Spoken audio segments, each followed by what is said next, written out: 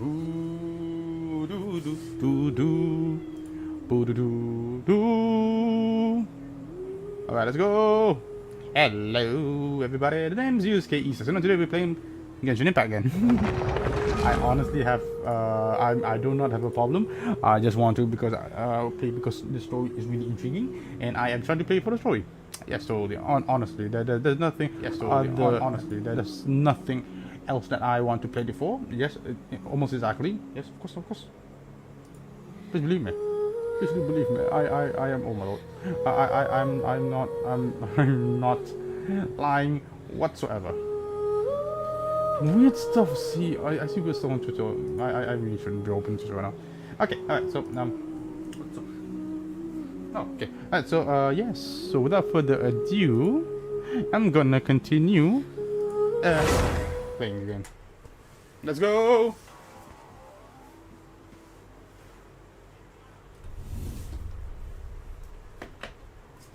No. I do want to play Monster Hunter. I think I'm gonna play Monster Hunter tomorrow morning. Play a bit of Monster Hunter. I'm not sure if I'm gonna stream it or not, but I'm gonna play Monster Hunter. Yeah.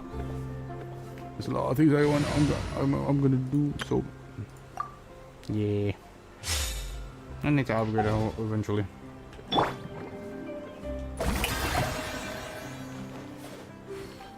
Boop, boop, boop.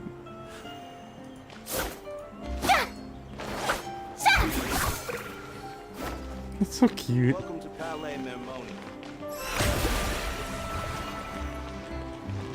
Heal me. Heal me. Heal me harder. Good. Now heal him. Heal him. Heal him harder. One more. Good. Attaboy. Heal. Heal. Heal Nouvellette. Heal Monsieur Nouvellette. Yeah, do it. Harder. Kill him harder. Yes.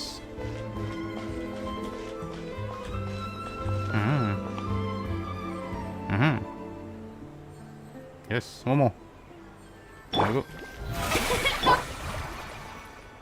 Now for the traveler. I have to keep an eye on Heal the him deployment of slowly. guards at all times.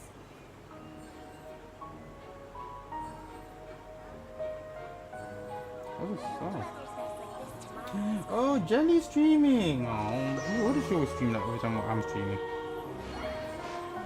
Ah well, can't really blame her.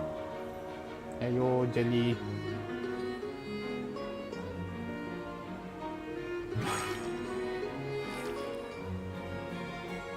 I have to keep an eye on the deployment of guards at all times. Wait, just I'm gonna send this quick message to Jelly. How 2 months? Amazing. Wait, oh, my mom asked me a question. Wait a moment. Keep an eye on the deployment of guards at all times. Can. Of course you can.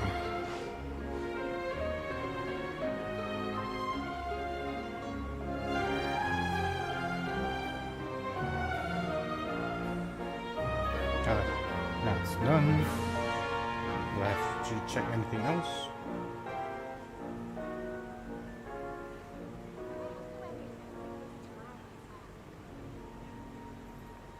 Oh, excuse me. That was an awful burp. I have to keep an eye on the deployment of guards at all times. Okay, so so now the story proceeds to I have to go to Nouvellette's office because I finished stuff. I just finished the poisson thing, and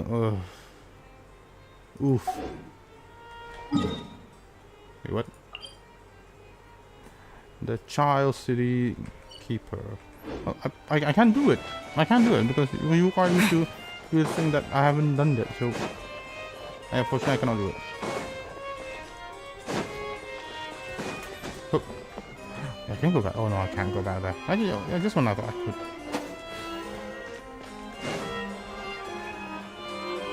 Let's see. You're here! Finally! Oh, what's up? What's up? What's up, limousine? Oh wait, I didn't send the auto. Auto! Is something wrong? Monsieur Nirvalette and Lady Farina, they seem to have gotten into a dispute. Please go see for yourself. Oh, that's weird. That's really weird. Like I said, I've already explained everything. And yet the problem has not been properly solved. There is little space for excuses between us. It is not my intention to offend you, but please tell me where you stand. You are the Hydro Archon Focalor, are you not? Look at this. This is a list of the victims from the recent Poisson incident.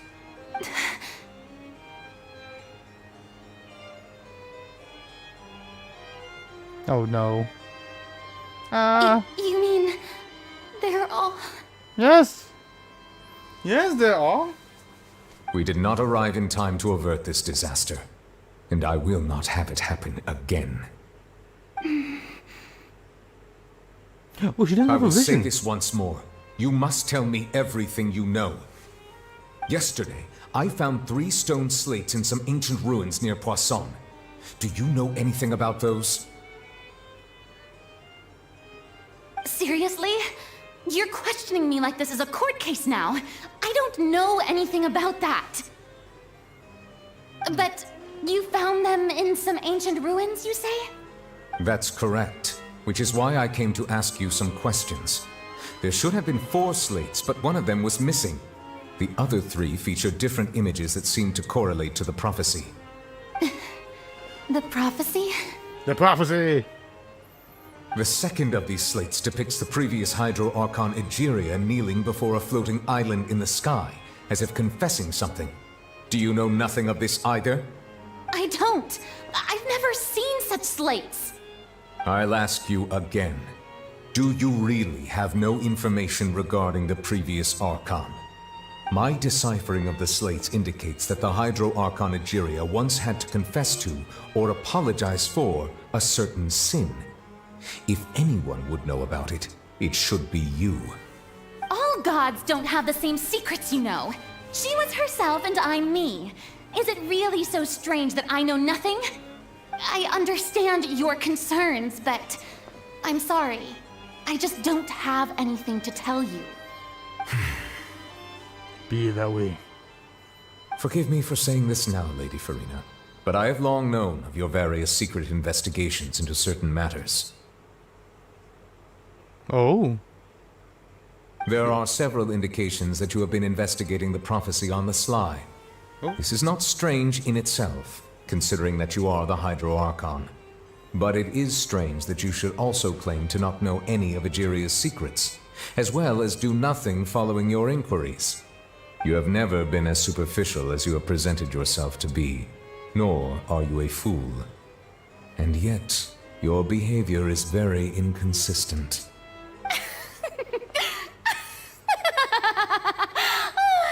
So you've been watching me all this time, have you? I didn't think you were that type. You... Well, since you know about my secret investigations, then you should know I'm actually working to take care of it. There's no point questioning or suspecting me. You're the Eudix, but you're still my subordinate. You should be following my lead. Just trust in me, you're Archon, and do as I say. Never mind whether you can truly convince yourself to or not. It'll all turn out fine. That's all I have to say. We do not discuss this matter again. What the hell? Oh, the opera's about to start. Toodles! What the hell, Farina? What?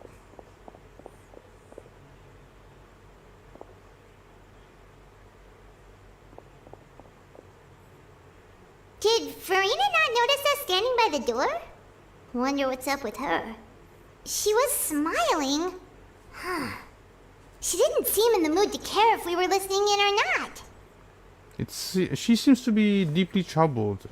She seems to be deliberately hiding something. Oh yeah, she definitely seems to be deliberately hiding something. That I leopard. assume you've been outside for a while now? Yes. Oh, Farina didn't even realize we were here. She was in a great panic, though I cannot discern the reason. Our discussion reached impasses time and again, a state of affairs that we cannot allow to continue. Still, I do not understand. Dialogue is the basis for understanding, so why did she keep refusing to engage? I'm afraid questions alone might not be suffice. Might not suffice. We need to make sure. We need to make her understand how dire the actual situation is. We need to make sure she understands how dire the situation actually is. Everyone in her inner circle has noticed that she is hiding some secret. The issue is her attitude. I fear that she will not reveal anything unless absolutely forced to. We may have to create a situation in which she will have no choice but to speak. Sounds like sounds like easier said than done. Oh? Like what? Yes, like Normally, people will only reveal the truth when standing trial. Perhaps we must have the Hydro Archon experience just such a scenario. Wait, is this? Farina's seen so many trials, and she's really good at dodging questions. How do we make sure that she won't just slip away at the first chance she gets? True. Honestly, very We will true. need to consider this thoroughly, join forces with various parties, and then do what we can. If at all possible, I would prefer to recuse myself from this affair, but we must prevent the prophecy from coming to pass. This may be cruel to her, but all Fontaine is in crisis. The information a god possesses is too precious, and so we must take a chance on this. In that case, we will help. But who will lend us their aid to do such a thing? Oh, I think I know who to call. Ghostbusters! Oh, wait. Someone quiet in Poisson? On the boat. Someone quiet in Poisson, sorry. Well, that's everyone, huh? Speaking of which, it was pretty smart of you to think of hiding here. Poisson was just involved in a disaster, so it's presently devoid of people. That naturally makes it the best choice. And here you are drinking tea like it's the most natural thing in the world, huh? That's what families should do. Sit and enjoy a leisurely time together. It's nice to enjoy tea here, you know? Care for a cup? Lend me your ears, everyone. Or perhaps one of you might like to start us off. How about you, friend? Feminine. No, I don't think I can. Aww. Then, how about you, good sir? I fear that I will cause the mood on this boat to become as somber as it is in court. Well then, I guess we're lucky we've got a local like me to organize things. Wonderful, the spotlight at last. I guess I'll be facilitating things from here. That was a little long-winded, don't you think? Oh, you might be right. Anyway, to cut to the chase, our friend here, the Traveler, has brought us together to discuss something. As for what that is, well, let's start by saying that we'll be pooling our efforts together to create a series of traps. Oh, how intriguing. Intriguing. Well, it's just an expression, really. One that I just learned from Chlorand, and used on the spot. So, let's invite her to explain in detail. A round of applause, please. Theatrics. Huh? Didn't you say that you would be facilitating this? Oh, come now. Your work doesn't involve much public speaking, right? This is a good chance to practice.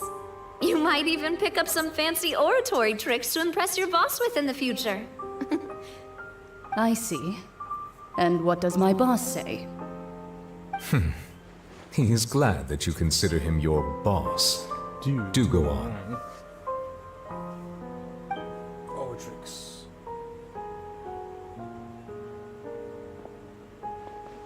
In that case, do any of you have experience hunting? Not that I recall. Fremine and I once used a wooden stick in a basket to catch wild rabbits when we were younger. As for Lynette, oh, right. You were sick that day, weren't you? I've also gone diving to catch some fish before. Does that count? Aww. I'm afraid not. You may or may not have heard, but Fontaine once played host to a group known as the Marechaussee Hunters. Though that was their name, they did not hunt animals, but rather various monsters left behind by the ancient dynasty of King Remus. Today, Ooh. Fontaine's monster population has already thinned greatly, so the hunters have blended back into society, taking up arms in other lines of work. They even left a unique methodology of hunting in their wake. A trap comprises of the following components: bait, a trigger, and a containment device. Sometimes a lethal implement will also be necessary to deal with the prey. So, if we were to build a trap together, right now, what would you choose to build it with? For me, I would prefer something basket-shaped. Pigeons and rabbits will see the bait and naturally enter the snare. Our line of work requires a deft hand, and we're some of the best in the industry, so you can count on our techniques. You used some of those techniques while moving the people of Poisson, didn't you? My subordinates mentioned that you even performed some magic for the bawling children. Thank you. Yes, and I even managed to gather some intelligence in the meantime. I'm quite the multitasker if I do say so myself. I'm afraid I can't claim that as my strong suit. I prefer more stable methods, like placing bait in the water and waiting for the fish to come within reach. That's the kind of method I would count on. Ah. Calm and steady. Exactly the kind of person who would catch loads of fish. And I can be their assistant. With discretion, I'm sure. I'd probably use some sort of mechanical animal. Papa once bought me some small clockwork squirrels, mice, and such. When placed in the forest, they can attract others of their kind. I remember that you liked those too, didn't you? I did. And that would be a good way to go about it. If they're realistic enough, animals of the same kind will follow them all the way to the trap. What about you, Monsieur Neuvillette? I fear I do not have any related experience. That makes sense. You usually solve problems directly, without the use of any such tricks. But I do have one more question for you, Monsieur. If we were to create a trap now, how would you design it? I would like for it to be effective, but bring no harm to the prey. A more gentle trap would be ideal. Kind, as always. However, our intention doesn't necessarily change the containment device and the type of implement we need. If we wanted to kill the prey in one strike, we would need a powerful implement. However, that also goes for prey that must be captured and safely contained. Wait, why's that? Only a hunter who's a true expert at subduing their prey can snare it without harming it. The line that divides life and death is often exceedingly thin. So, are we going hunting together? Huh. We hadn't thought of seeing ourselves as hunters. It kinda works, but maybe it's still not the best metaphor. If our means of capturing and dealing with our prey is to put them on trial, then the hunting metaphor is actually quite accurate. But we shall require much more courage than any hunter to judge a god, a being whose seat is an exalted throne. That's right. We need Oh, so that's something what's going even on. more substantial. Sounds very interesting. Interesting indeed. Chloe's hunter metaphor was just that, a metaphor. You will not call this a hunt because that is not what you should do at present. Nor has the relationship between you and Furina reached such a dire stage. What you need is simply the secrets she is keeping. Attempting to take her secrets is an act of sacrilegious disrespect, but must be done to prevent Fontaine from sinking into the waters, as foretold, in the prophecy. There is neither hunter nor prey, but there must be a trap. That is much you will need. And so the stage is set. Hunters and prophecy. So I need to go past. Oh wait. Oh, okay. Onwards to the locale of the Spina de la Rosa's Fontaine, Court of Fontaine's hideout. That is such a long name. Oh wait. We went. We saw Mona. So, what does that have to do with this? Are we gonna see Mona again? It's been a tough few days, hasn't it? So much has been happening. Oh wait, did I think of something? Okay. Right. Those meetings should make me hungry. Paimon didn't think the meetings would go on for so long, but everyone seemed pretty fired up, huh? Heck yeah, baby. Paimon thought they'd be at least a little frightened. Well, Fremine was, now that Paimon thinks about it, but everyone else just looked a little surprised. Do you feel more confident after the meetings, Paimon? Well, what? It's hard to say. Paimon doesn't have any experience with this sort of thing. Ah. But with you around, Paimon sure will do great. After all, you're the most reliable person in the world, aren't you? Huh? Is something wrong? Did you just pour some tea? Paimon didn't notice you doing that at all. No, I didn't. Then what's that? Paimon's never seen that cup before. Don't be frightened. I'm just joining you two for tea. I Wait. merely refrained from saying anything till now. Wait. Who's that voice? But there's no one here. Yeah. Ah, have you forgotten me already? It's the. Wait, you are familiar. Yeah. You're the voice we heard from the sky in Sumeru. The voice from the sky, I fear that description is wrong. Though, not completely wrong. You're feeling lost now, just as you were feeling previously. I sensed that confusion and thus came to you. Guiding people is an irresistible hobby of mine, after all. Who are you? And what do you want with us? Consider me a passerby. Just accepting a commission from my friend's disciple on a whim. Oh. Fancy Supper. So this must be one of the fans of Mona's master, the enigmatic N of the Hexen circle. Allow me to ask, will Fontaine's prophecy come true? The prophecy. Yes, what has been prophesied will be fulfilled. You may view such things as the history of the future. What? Then is there any way we can stop it? I believe you have witnessed a failed attempt with your own eyes. Can everything in Tevat so easily be changed? There it is again. Fate. Can there really be no exceptions? Ah, so you've caught on. Just as prophecies are usually only the future as seen from the perspectives of the gods, could things be happening in hidden corners where the gods' gaze does not fall? Are the things that you shall see different from the fate that the gods perceive? Oh, damn, son. What is she talking about? It all sounds really impressive and important and stuff, but it also sounds kind of scary. The teacup is just about gone as well. I believe that you understand, right? Some things are insignificant, but others you must reach out to change. Ultimately, fate shall serve as your only guide, no matter what will happen in Tevat's future.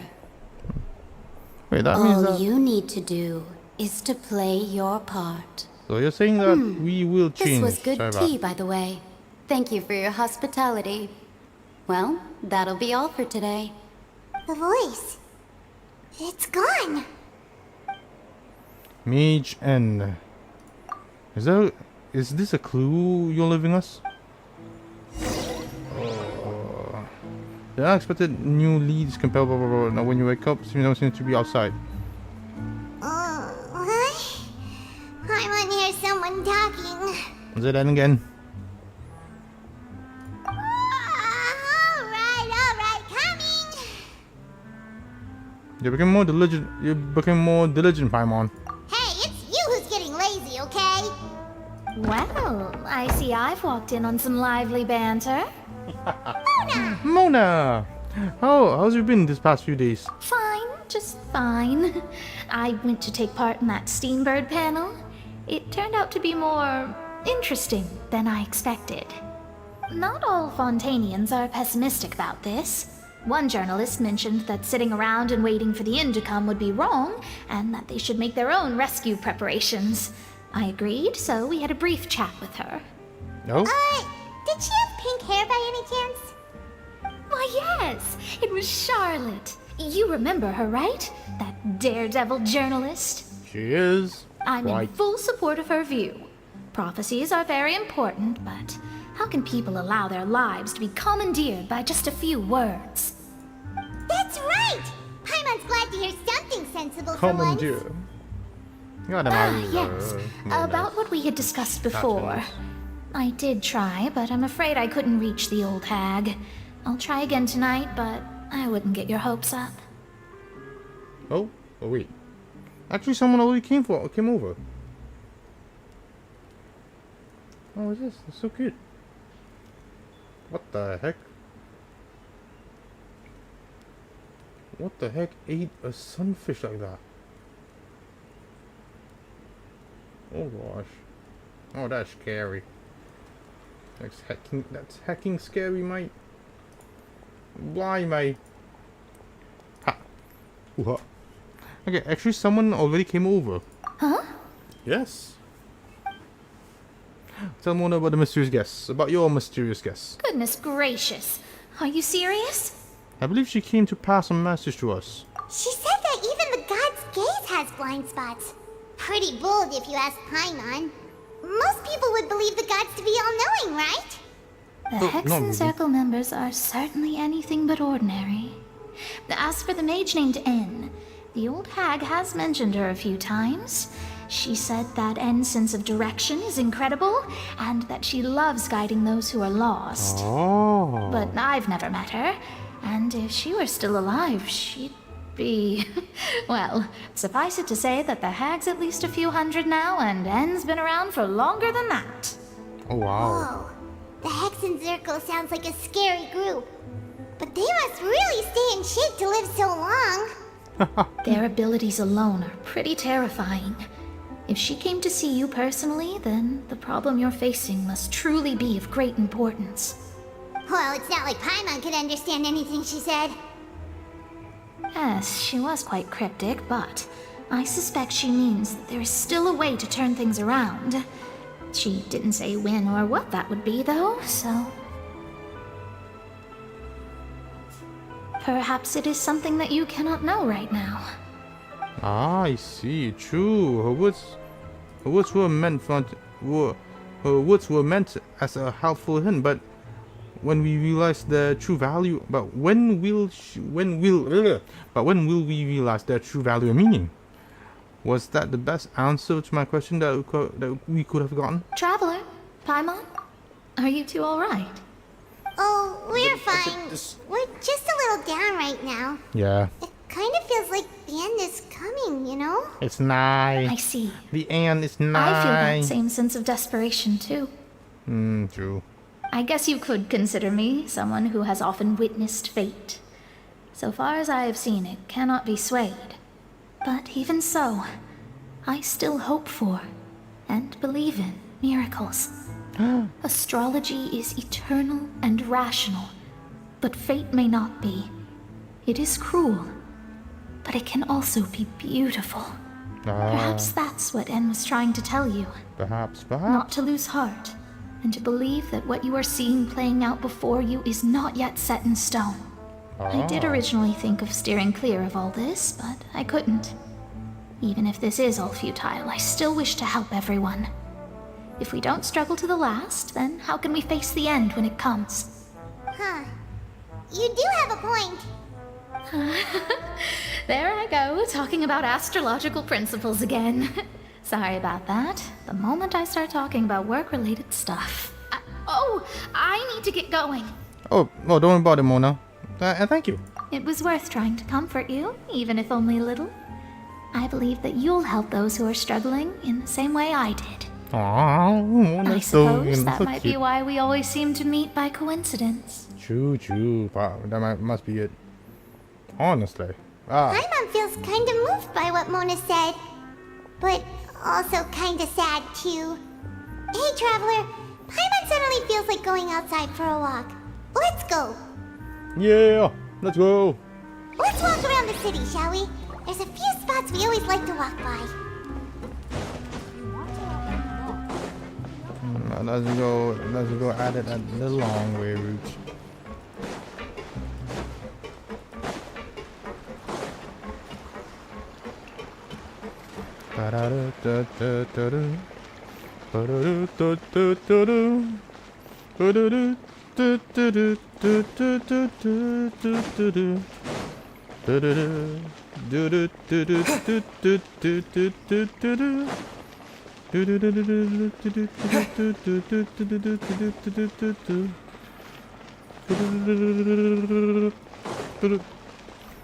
Everything is gonna be submerged in water. Oh my lord.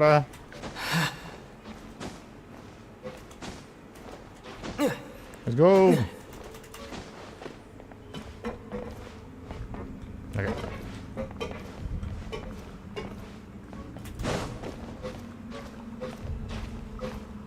Ba ba ba. Ba na na no no no no no no. Da da da da da da da da da da. Ba da da da da da da da da. Ba ba ba.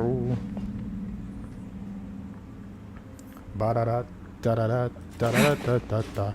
Da da da da da da da da da da da da da da da da da da da do ya do do do do do do do do do do do do do do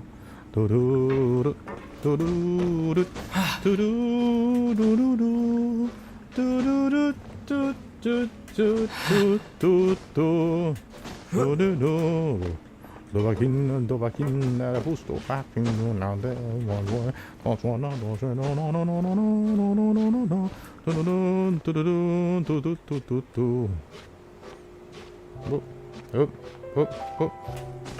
there we go.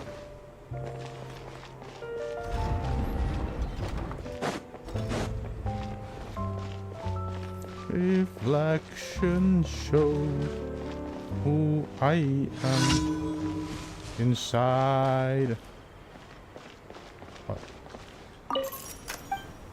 What's up? Oh, cool. Some fermented Joyce. Some Fanta. Some of these let's go cherry things. Well.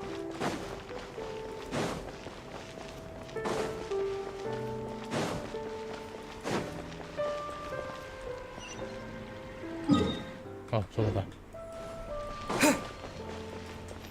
I guess I do have like to fight a couple bosses here and there to at least get him and also Furriness. Why is these and Furriness up and running?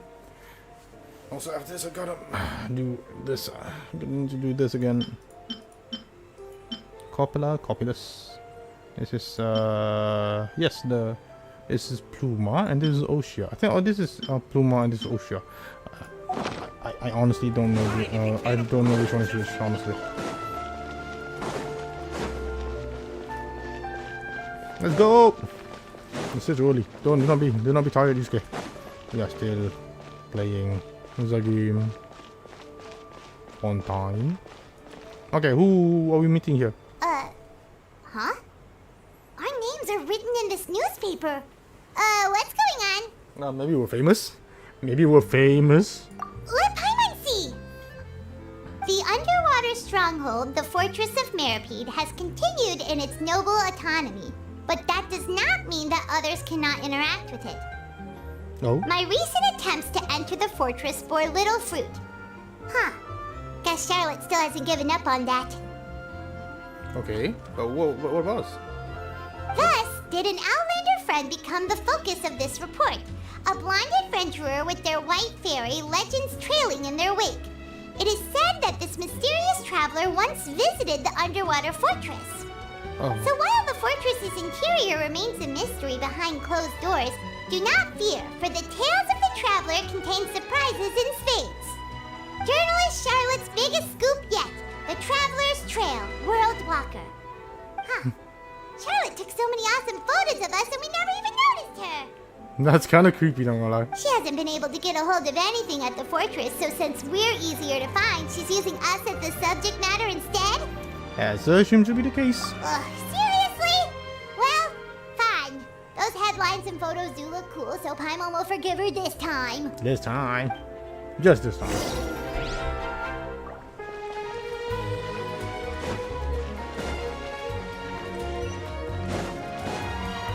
Oh, yeah. That's the what's it called? That's a fancy restaurant that we Zap now gives money from. Still kind of evil for that. Paimon's hungry. Should we go in and get something to eat? Yeah, let's go. Let's go eat. Oh wait, there must be something. There must be something if you come here.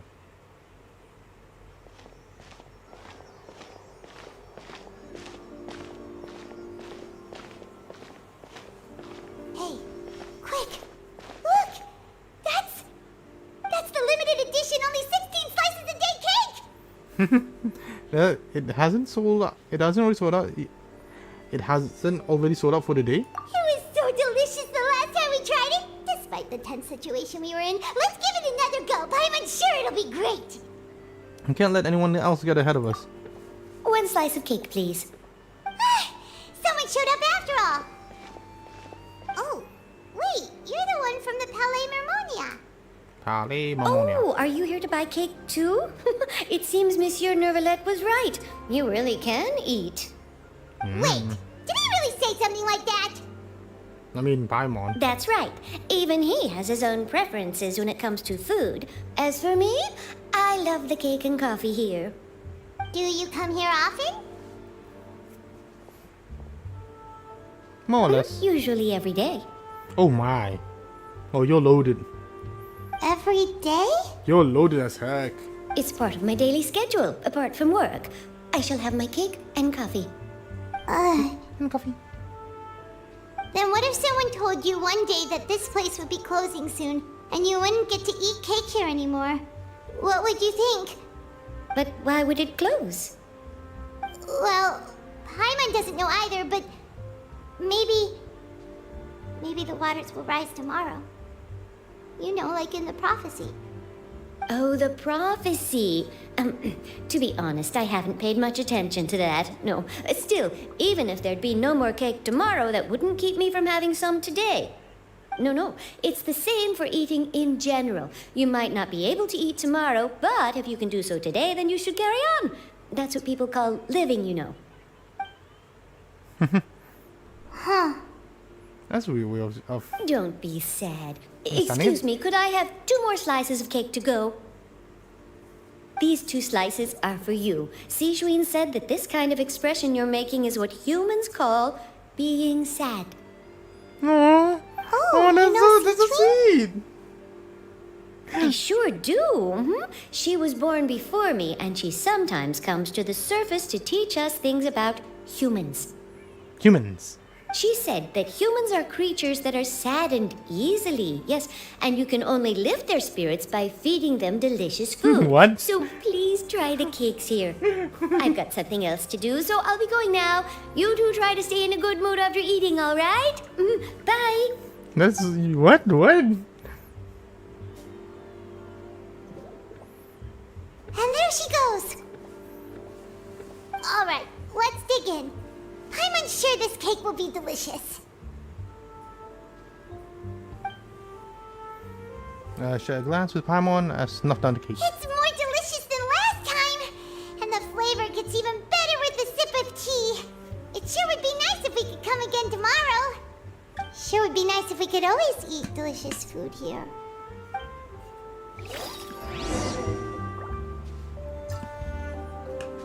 Oh. Oh man, I love drinking water.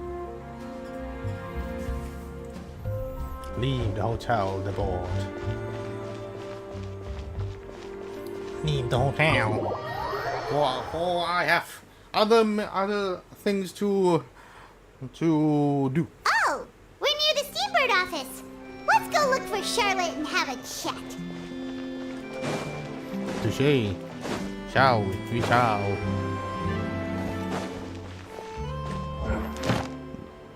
Excuse me.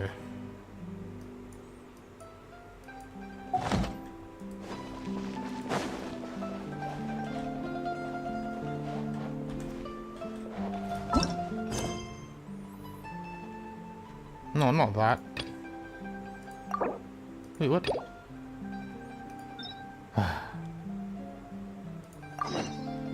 Dang nabbit. Oh wait, oh, so it's Charlotte. Charlotte's the one that... God dang nabbit. Can you not, please? Kids, can you not? Hey, isn't that Charlotte? No! So you believe that this warning letter was sent by the Phantom Weasel? Absolutely. I've said it before and I'll say it again. The Phantom Weasel never acts as you expect. He must have faked his own death 10 years ago using a body double.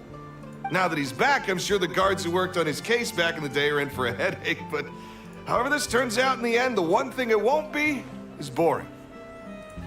What do you Couldn't mean? agree more. As a journalist, I'm gonna get a lot of mileage out of this one. Thank you, sir, for your time. Now, whom should I interview next?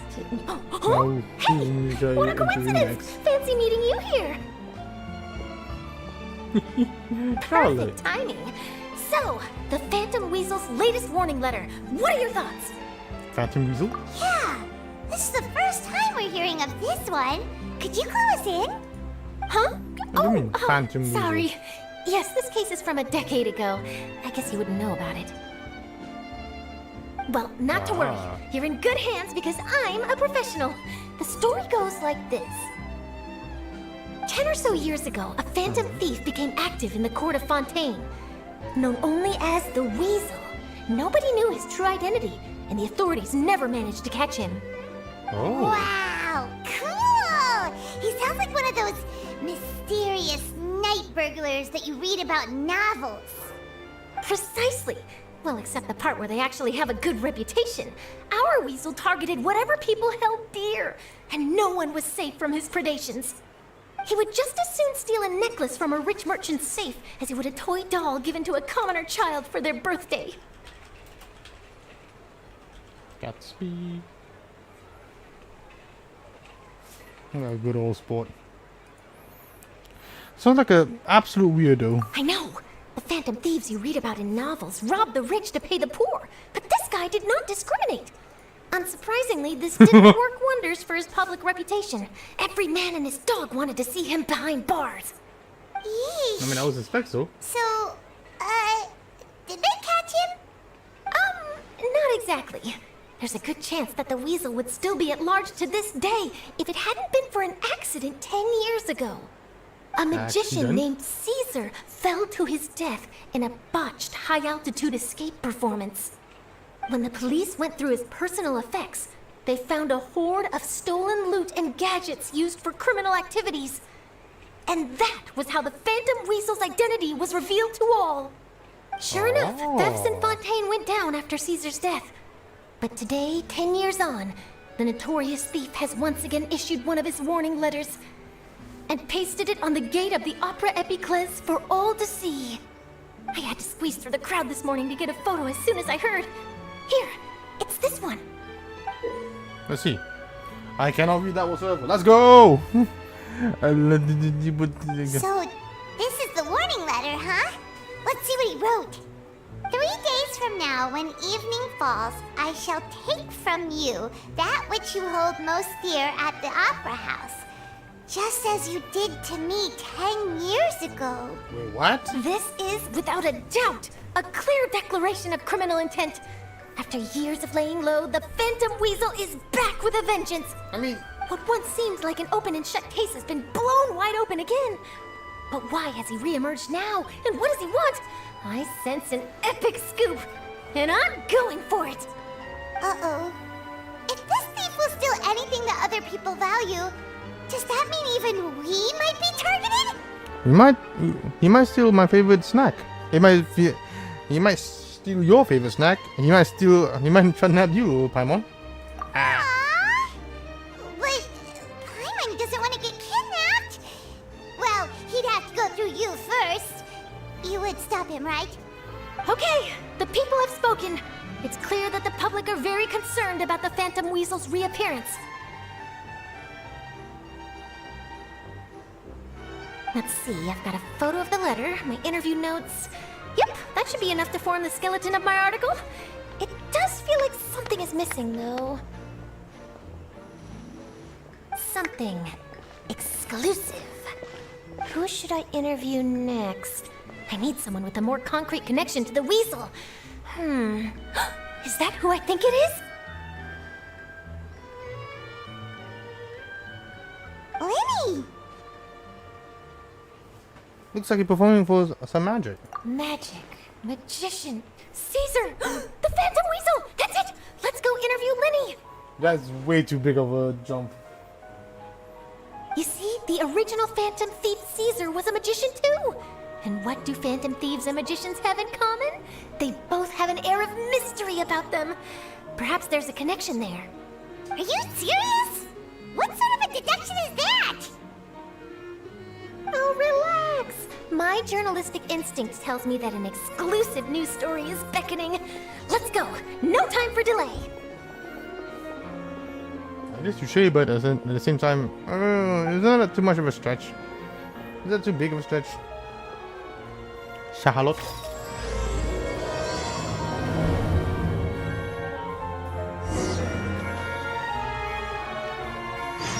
Oh.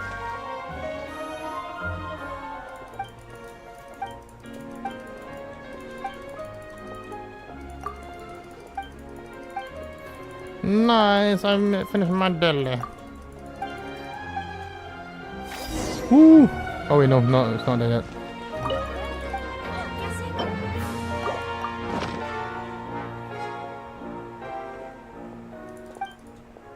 Woo! Boulet fruit sauce. Right, it is done and done. Try to keep myself. Okay, good. Dang it. Fine. Erg. Why must this be? David, what you doing? Wow, Mr. Magician! How did you know which card I picked? Oh, it's simple. Come closer and I'll let you in on my secret. Magicians have a special skill called telepathy, which means we can read other people's minds. Really? Then, what am I thinking now? Well, first you need to relax, because I can see that you're clenching your fist in your mind, as if to say, no, I mustn't let him guess it. Aww. And now you're getting a little flustered. You're trying to find a way to empty your mind, to think of nothing at all. But the more you try to hide a secret, the easier it'll come out. You snuck out from home today, didn't you?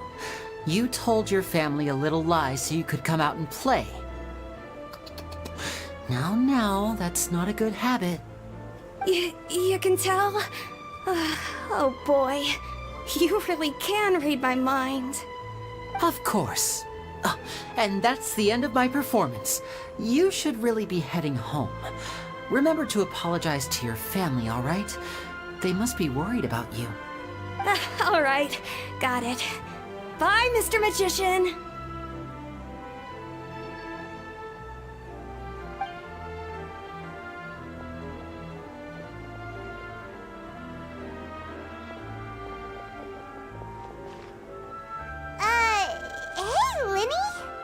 Why, hello. We meet again. Are you looking for me? What's the situation? Well, why don't you guess, Mr. Telepathic? Oh, please. You didn't believe that spiel, did you? The power of telepathy is quite beyond me. I'm sure that child would beg to differ. Seemed like you were right on the money. That was nothing more than a little trickery. I made an educated guess based on his micro-expressions. That, plus the fact that he was the only kid here without his parents, and he looked as guilty as sin. He made it easy for me. You guys, on the other hand... Let me guess. Don't tell me you're here for the Phantom Weasel, are you? Wow, got it in one! Is this more of your trickery at work? Wait, really? No trickery this time. It was pure luck. His warning letter's been the talk of the town, so I figured that maybe you were asking around about that. Bingo! I plan on writing a column reporting on the latest news about the Phantom Weasel. So, Linny, what are your thoughts on this infamous thief's reappearance? To be honest, it makes me angry. Angry? Why? You read his letter, right? The Phantom Weasel claims he's planning something in 3 nights' time at the Opera House. That's the night I'll be performing there.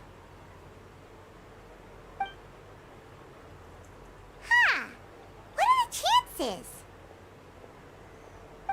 Wait a minute, you don't think he's after you, do you? Well, if he is, then his warning is clearly a direct challenge to me personally. And if he's not, then it's still going to be a huge headache for me. The mere mention of the Weasel's name is enough to scare people off. So once the contents of that letter get out, barely anyone will be showing up to watch my show.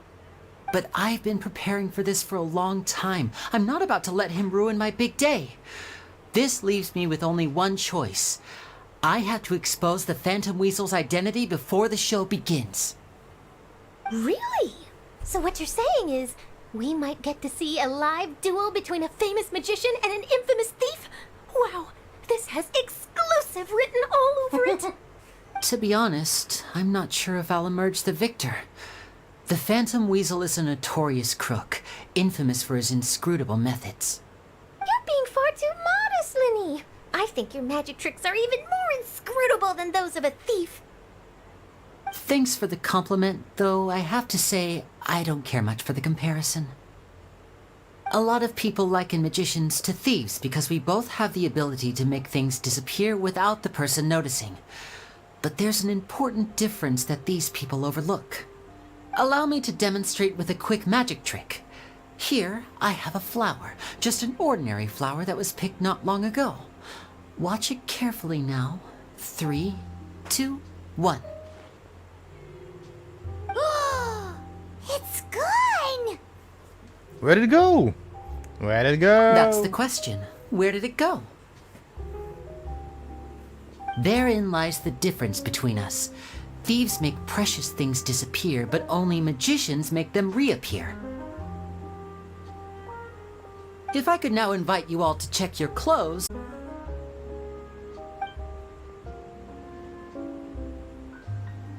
A surprise? Let me see! Oh. Oh. It's on me. It's on moi.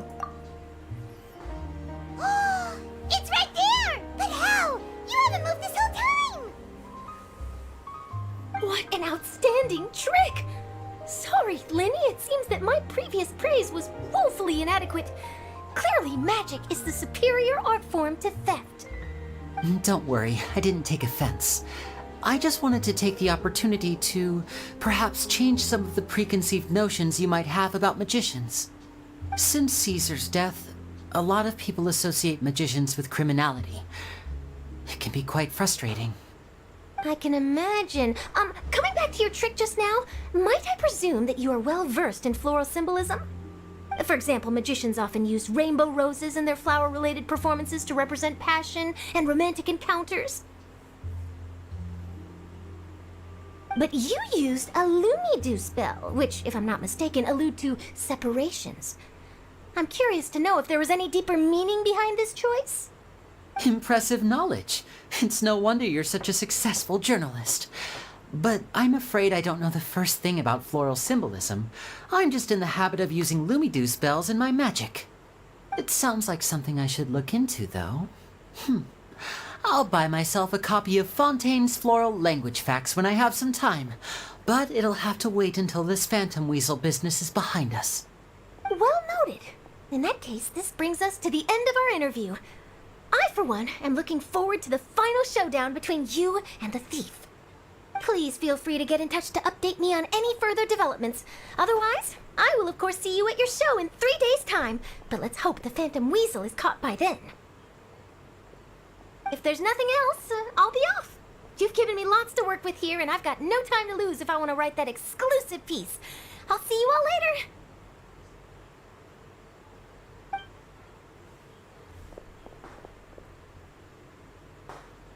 So, Lenny, are you gonna tell us how you did that flower trick now?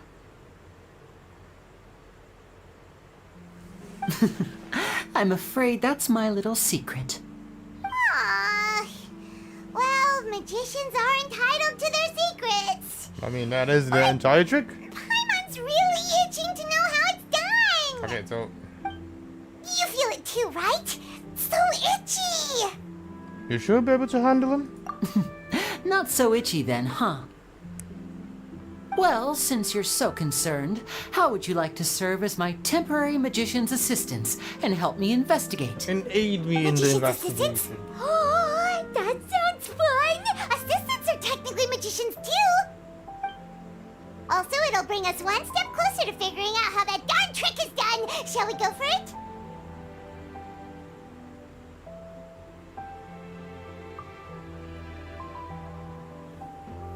Okay, we'll help you with the investigation. So what's your plan? Excellent. Thank you for putting your trust in moi. Mwah. The first thing we need to look into is who Caesar really was. If he truly was the Phantom Weasel, that means that the weasel is dead, and whoever wrote this warning letter is just a copycat criminal. Indeed. But if he wasn't the weasel? Well, that'll make things more interesting. It would mean that the weasel lives, and he's been laying low all this time in some corner of Fontaine. And if we're investigating Caesar, his Intriguing. fiancée Gemma is a good place to start. Word is that she visits the cemetery often, so I asked Lynette to wait for her there. We should make a move. Let's go and rendezvous with Lynette. So you're already on. You're already set for it. That's cool. It's been a while since we last saw Neverlet. Paimon wonders what he's been up to. Paimon has so many questions about his true identity. Let's go talk to him and find out. All right. It's time to the prophet. So there. So let's do. Oh wait. Common chest. I'll keep this close.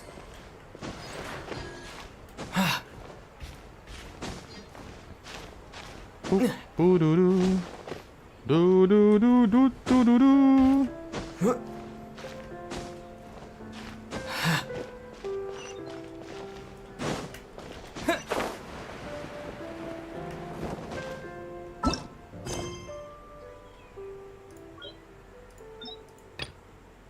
Gemma.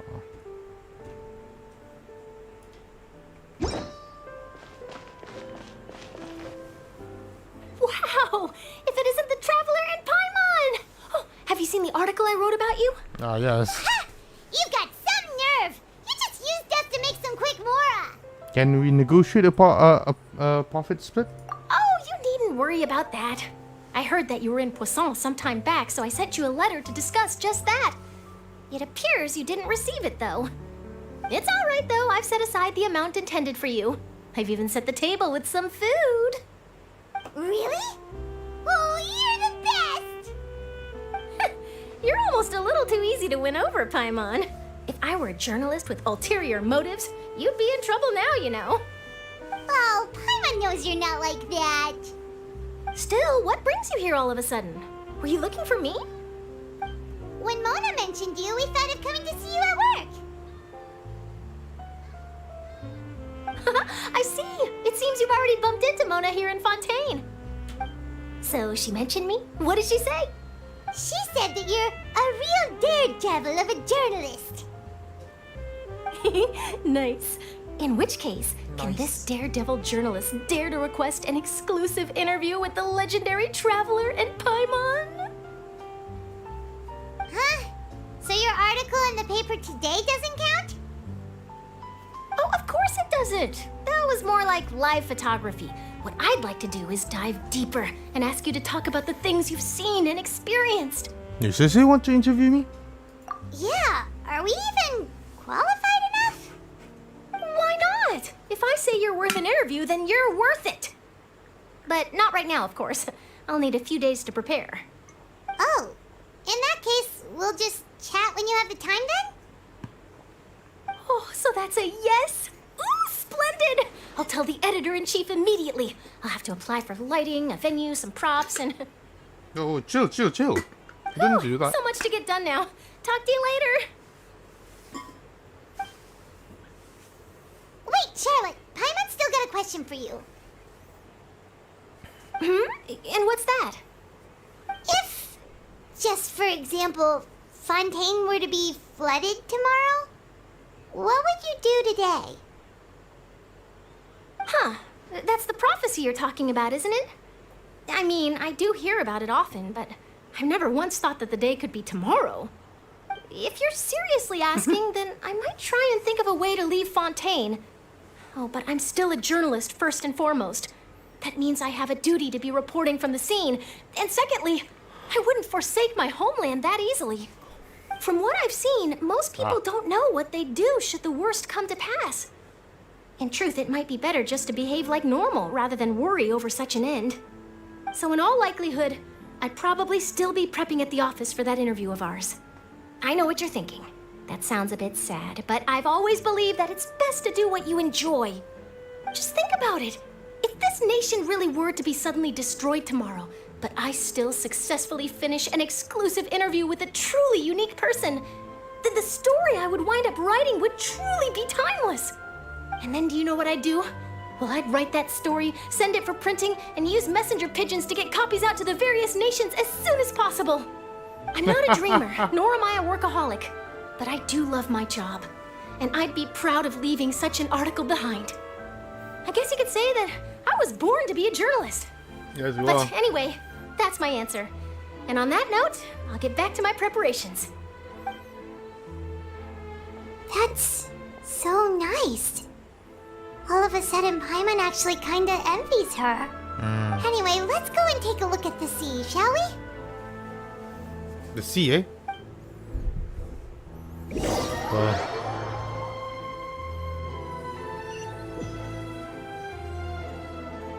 The sea breeze and scenery can be a pretty soothing combo, huh? Paimon's been thinking. Yes? If it wasn't Fontaine, but all of Tevat that would be destroyed tomorrow, where would we go and what would we do? Well. No, Paimon should ask, if you could choose, what would you like to do? If I were to choose, huh? Just like Charlotte said, suddenly trying to consider what to do is pointless. We've always been moving to the next destination, so we haven't spent much time thinking about these kinds of things. We didn't have to either, with us always being on the road and whatnot. True. Until the moment comes, I think I'll keep on journeying. You mean, still traveling? Yes. Cherishing every moment, every single moment that I have to look upon this world. Huh. This world, at least. Wait, isn't that what we've always been doing? Yeah. Banter goes back and forth between the two of you as the time slips by. As night falls, you return to your accommodations and end this busy day. Ooh. The next few days are just as calm. Charlotte came to find you and conduct the interview in the Spilla de Rosa safe house at the Revue Condrieu. Navia, having finished her business at Poisson, even drops by to take a photo with the two of you. All goes well. Navia. Best basketball ever. It's a bit weird. Feels like you'll grow mold if you stay here long enough. But it's still better than the Fortress of Mirapede, that's for sure. It's not only damp there, but salty too. So the two of you are still here. Wonderful. Oh, you're from the Palais Mermonia, aren't you? Yes, I'm Isadora. Monsieur Nervillat sent me to look for you two before. Oh? I heard that afterward you went to the Fortress of Meropide. So you're under the impression that we might be wanted criminals? Not at all. I'm well aware that you're friends of his. Actually, I'm here to pass along a message from him. No, did something happen? Yes, inside the Opera House. The Maréchaussée Phantom has declared the incident a small-scale riot. A riot? Huh? Well, that said, I don't personally think it was that serious. Lady Farina was watching a performance at the Opera House, and while she was resting during an intermission, some other audience members suddenly started harassing her, loudly accusing her of doing nothing about the prophecy crisis. And before she could respond, others started to join in. The crowd continued to grow, and protests against the Hydro Archon started to break out. So people have started to put the blame on Farina. Guess they finally found an outlet for the pressure they've been under due to the prophecy. I agree. People will naturally rely on gods, as is customary. But the moment people feel threatened, gods are also the first to be blamed. So what happened after that? Is Farina okay? Seeing that the situation was spiraling out of control and that further argument was pointless, she claimed that she'd gotten tired of this and left in a hurry. The Maréchaussée Phantom had their hands full maintaining order and did not catch where Lady Farina had gone. Only when things had stabilized did we realize that she had gone missing. So, you mean she's still missing? She's missing? That's What? right. The Maréchaussée has dispatched many people to search for her, but we don't have any leads yet. That said, I don't think there's much to worry about. She is a god after all. Even if she were to fall into the hands of rioters, what could ordinary people do to her? Yeah, I understand the situation. Good. Monsieur Nervillat sent me to tell you about the situation, but he didn't say anything else. Don't worry, this is more than enough to go on. Thanks for keeping us informed. Is that so? Well, alright then. In that case, you two take care. I'll be heading back to the Palais now. Palais. Oh, Well, sounds like we should hurry over to Poisson then. you should call down quickly. If we know Farina, she won't try to fix things in this situation. Instead, she'll look for a place to wait out the heat. And as we also know, she may be loud and dramatic, but she doesn't have a heart of stone. Yeah, she must be crying as hell right now. He's sad. When Nervillat was talking to her in the Palais Mermonia, and she heard about Poisson, she couldn't hide her sadness and remorse. It would be hard for her to ignore being accused by the public today.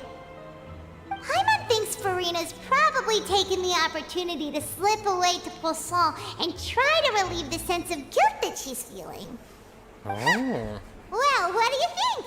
Paimon knows the answer, of course, but Paimon can do the analysis to back it up, too. Cool, huh? I see you become a detective I see becoming a detective has done you some good. Let's look for the detective novel you have an effect on you. In that case, there's not a moment to lose. Poisson, here we come. Poisson! Ikimashou! Let's go, let's go! 149%. Boop boop. Boop boop boop. Boop boop doo. Boop doo doo doo doo doo doo doo doo doo. Boop boop boop boop boop doo. Boop boop boop boop boop doo. Boop boop boop boop boop boop doo. Oh man, I have so many artifacts. I have so many artifacts that I haven't upgraded yet. No, honestly I should. Honestly I should. Let's try this one. Ooh, ha, tuki tuki. Alright, come on, crit damage. Oh wait. No! That's not good. Okay, one more. If it deviates from that, if it goes to that again, it's a shit artifact, and I'm gonna have to find another outlet.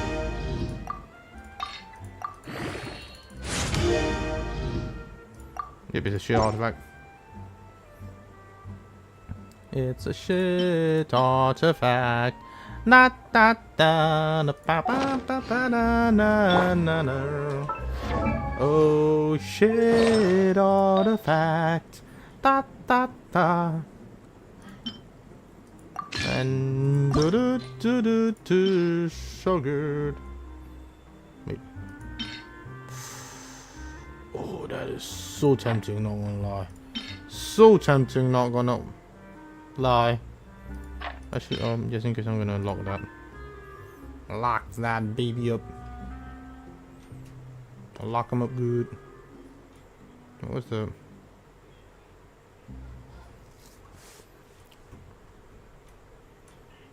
But...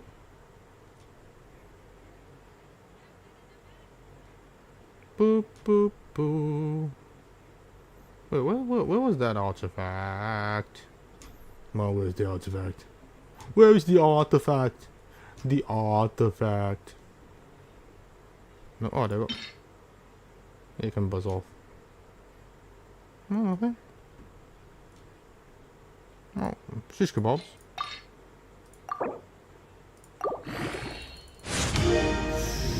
Oh, that's not good. That's so not good. How about at least that this is a better artifact than the three that I got. Oh, that's good. That is good. HP, god damn it. Oh, those shites. That's no shite.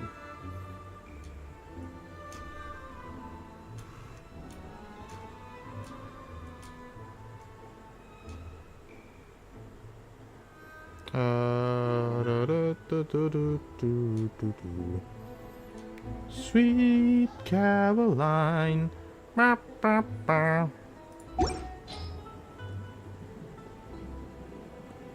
Oh, doesn't show. That's weird. Oh well. Oh well, at least now I have a... Ooh. That's not bad, no one lie. And this is not even up. Oh wait, oh, it's crit damage. Yeah, I guess I do need to change shop this out for crit rate if I have any. If I have one, it needs to be crit rate like this maybe. Or this. I could probably like upgrade that and see what that goes to. This is the backup. Fair enough. Yeah, let's see. That's one artifact. This is the other artifact. Also not bad. Okay, so a lot of my other artifacts are still not upgraded. Oh, it was a feather. It wasn't a cup. It was a feather. Shish kebabs.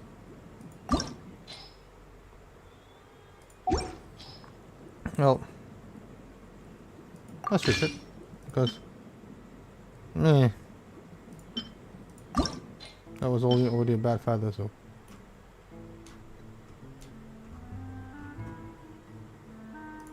You are going.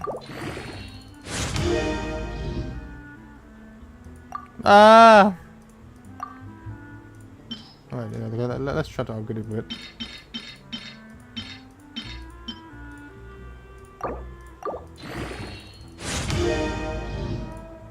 If it doesn't go.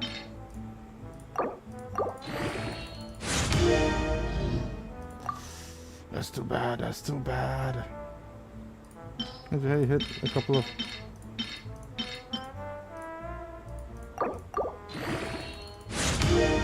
Let's see if it hits everything good.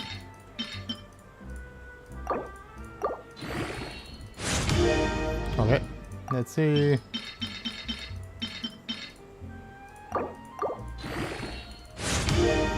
Oh, got one. Oh, that's still kind of bad, not gonna lie. Ah. I don't have anything else to change it with. My lord. Oh. This artifact changed, man. Okay, you know what? I'm gonna have to farm this artifact regardless. So, gonna have to farm the artifacts. Poor little Furina. Okay, so let's go find Furina. Oh, before that.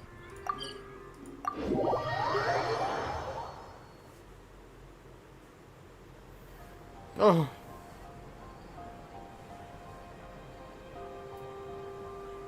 Need to farm Furina. Plop, Dad plop, asked- plop. Thank you for... You're welcome. I'm only doing what is right for me to do. Okay, so I do know I'm going to do this in a bit. So yes. Well, we can hit. I can probably hit this relatively quickly, I think. I might actually be. Might hit that relatively quickly. Maybe. This place looks deserted. Guess all the survivors must have evacuated already. All that's left here are signs of devastation. Could Farina really be here? Let's try to find her as soon as possible. Oh yeah, she's down there. Please, friends, stay. It's not time to go. It's not time to go to the Poisson. So please come back. You are. I'm with Spina de la Rosa. As you can see, the town suffering flooding recently. While the waters have proceeded now, no one knows what was going to happen. Perhaps people know of the prophecy. Anyway, the townspeople are already evacuated. No help needed right now. So you should really get out of here too. That's really no.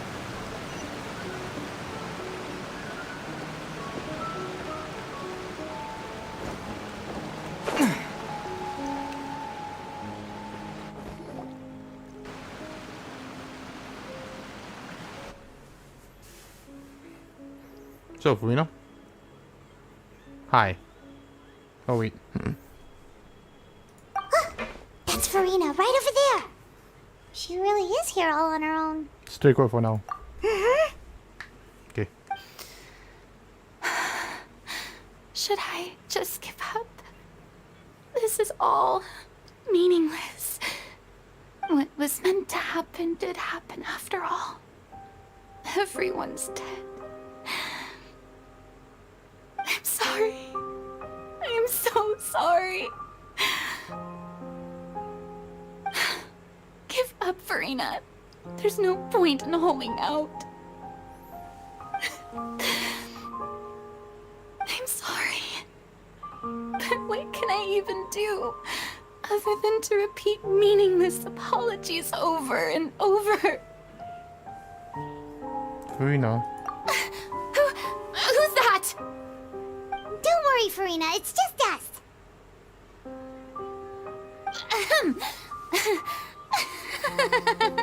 So it is you, blonde traveler from another land. Why, I almost thought you were someone from that mob of my ignorant subjects. Come to kneel and beg for my forgiveness. Farina, you were crying just now, weren't you? The tear stains on your face are obvious. What do you mean, tear stains? Oh, I remember. The show at the Opera House earlier this morning was so moving. I'm still trying to process it. Who did that uncivilized rabble think they were? Disturbing my enjoyment of the arts. They even dare to tout their Archon. I must teach them a lesson. I can just imagine their twisted and frustrated faces once they realize that I'm nowhere to be found. Oh, and I'm sure Nouvellette and those people from the Maréchaussée Phantom are freaking out right next to them, too.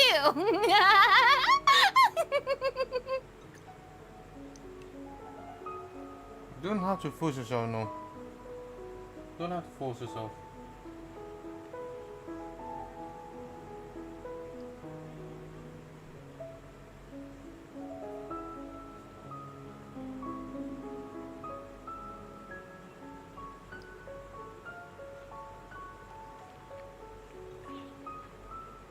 Wait.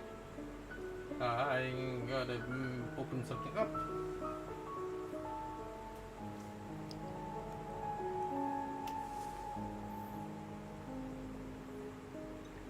Do, do, do, do, do, do. Do, do, do, do, do, do, do, do.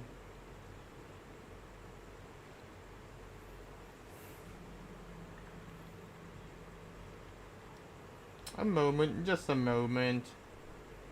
I think, yeah.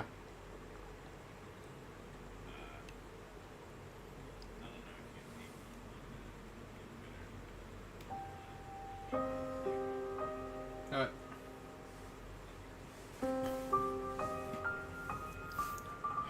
You're actually beyond devastated right now, aren't you? You're actually beyond devastated right now, aren't you, Karina? You don't need to act tough. Of course not! Hey, there she is! The Hydro Archon's over there!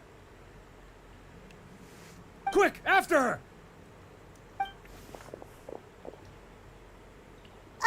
Farina, those people seem to be after you. They are? They're just some rabid fans who want to cut the line because they haven't been able to meet me in person, aren't they? That's against the rules. I can't let them get their way. Oh? Farina just ran off. And yeah, I thought she We was have gonna to fight. catch up with her. Yeah, I thought she was gonna fight.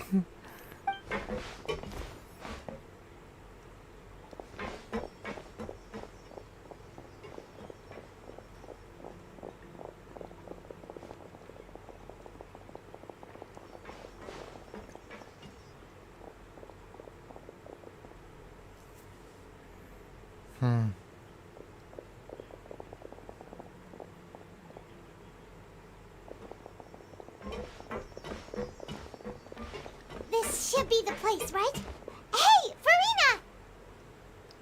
There's a good hiding spot over here. Quick, come to Paimon before the rest of them catch up to you. What is this place? Hurry, they're almost here. Fine. I suppose haste is warranted. Lead the way.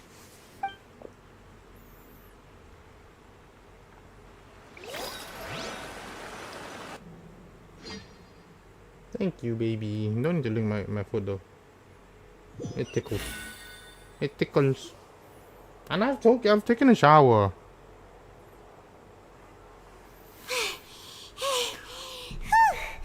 Paimon's exhausted.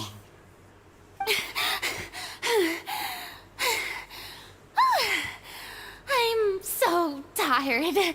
I totally thought they had caught me. No, I mean, I merely gave in to the sheer enthusiasm they displayed. This place is not what you call. Oh, wait. This place is not what you call soundproof. You might want to lower your voice a little. You're right. Yep, that's a good girl.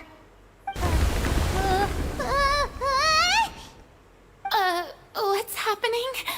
The ground's shaking. Is it an earthquake? Another disaster just struck, I suspect.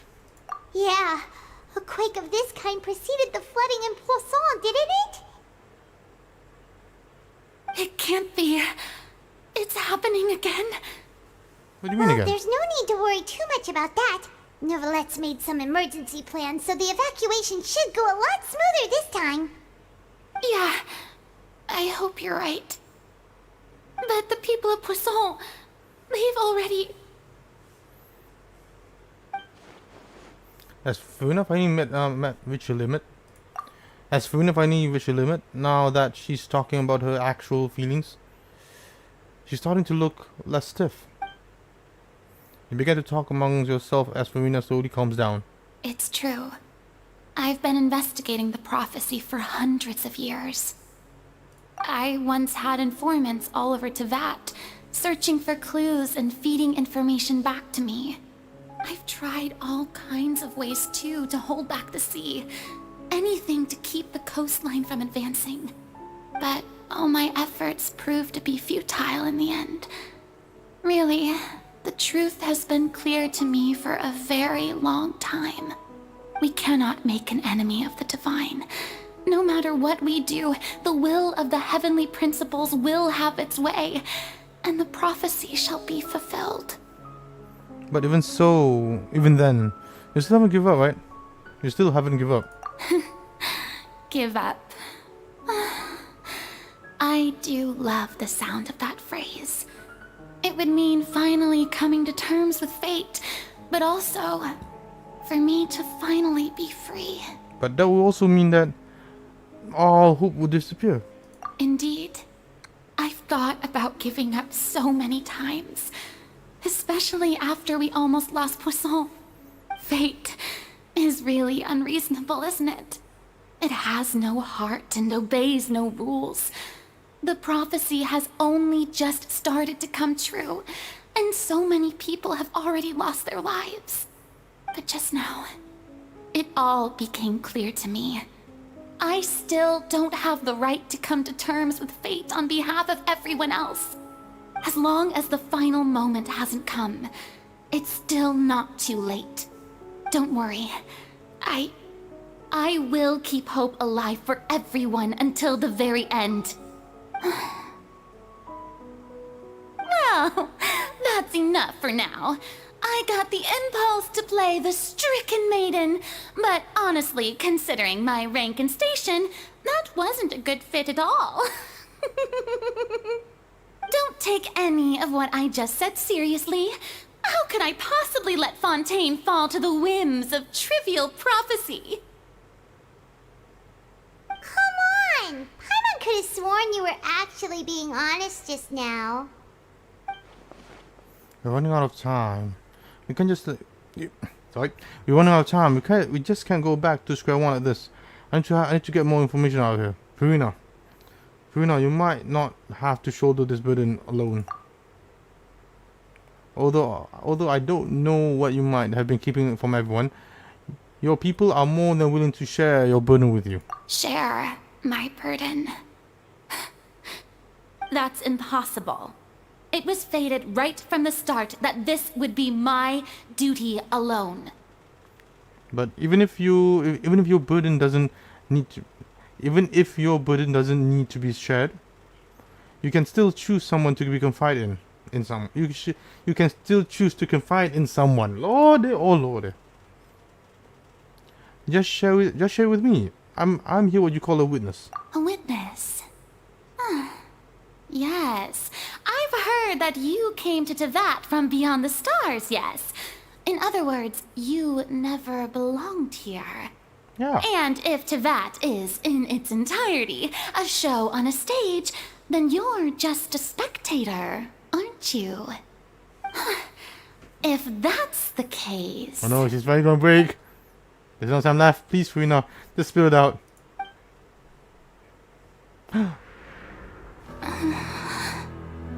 He's finally letting go. Let's go!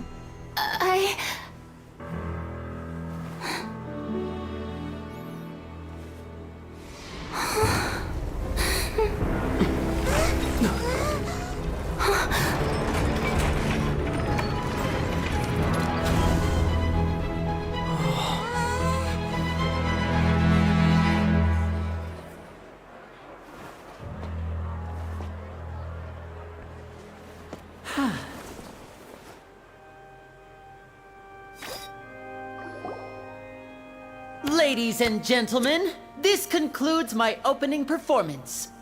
Now, without further ado, we may proceed to the trial of our god. Wait, what? We almost got her to open up. So, this is what it is. Yes, you deserve praise for the effort you took to raise the dramatic stakes. Do not forget, however, that I am Focalor, the god of justice, the embodiment of justice itself. Does it not strike you as even the least bit absurd to bring the very concept of justice to trial? May I interpret these words as your refusal to stand trial? In that case, you will have the opportunity to defend your honor through a duel. You would draw your blade against a god?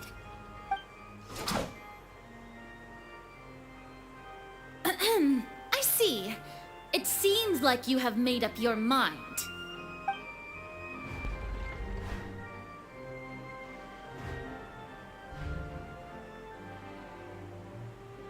Paimon can't believe it.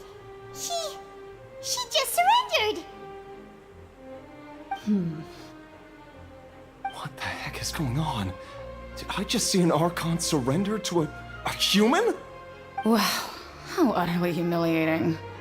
Lady Farina, what is the meaning of this? Shh! It would seem that there has been a misunderstanding. To be clear, the raising of both hands is not always an indication of surrender.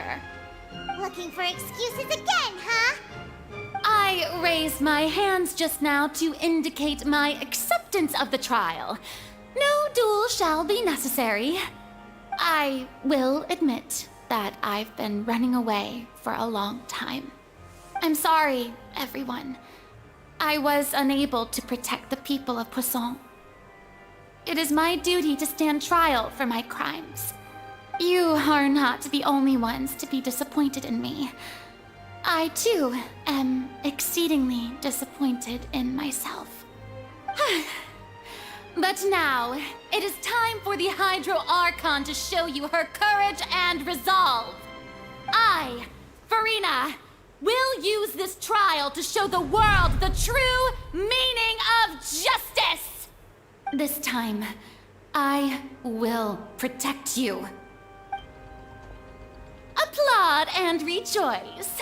One of the most outrageous and fantastical arcs known to the opera epiclese is now unfolding before your eyes. Mark my words, this shall be one of the most exhilarating and brilliant shows ever to grace the stage of Fontaine! The trial of the Hydro Archon, Focalor, will now begin! Woohoo! Oh, now we're making history. Why does it feel like Farina just took over the whole thing? Like, come on! Didn't she just get forced to stand trial for her crimes?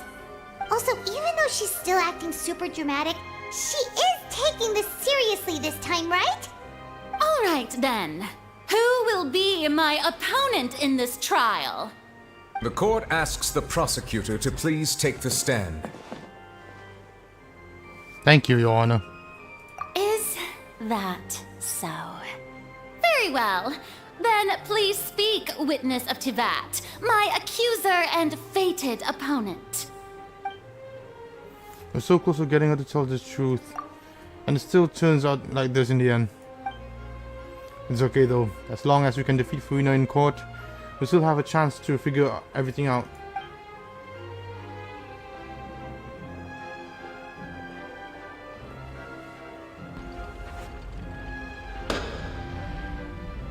Also, please allow me to ask, as a final question before the trial begins. Oh. Just how much work did you do to force me onto this stage? Well, we did do a lot of prep after the meeting that day. I can go over the tasks assigned to the Spina di Rosula, since they were rather straightforward and easy. Navia, the president of the Spina di Rosula. Most of the people who participated in the disturbance this morning were my subordinates. They changed into plain clothes and came to the Opera House as regular audience members, waiting for the perfect opportunity to incite insurrection against you. The people's resentment against their Archon has been building as more and more of the prophecy is fulfilled. A spark was all we needed to turn smoldering anger into a flame. Moreover, according to our understanding and analysis of you, when something like that occurred, you would likely flee the scene and head to Poisson by yourself. So, we arranged for a second group to lie in wait there. So, you mean, the ones who scoured the settlement for me were also from the Spina? And their goal was to force you to step into the giant magic box so you may personally participate in the greatest magic performance in all of Fontanian history. That's right. That house was a magic box, rather than someone's residence. As the super ultimate version of the setup that I used when I first performed at the Opera Epiclese, the volume of the box was increased by a whole order of magnitude, and the distance it traversed was the entire gap between Poisson and Araneas. Its cargo, of course, was an Archon instead of a human. My thanks, Farina. Without your help, we could never have pulled off such an extraordinary performance.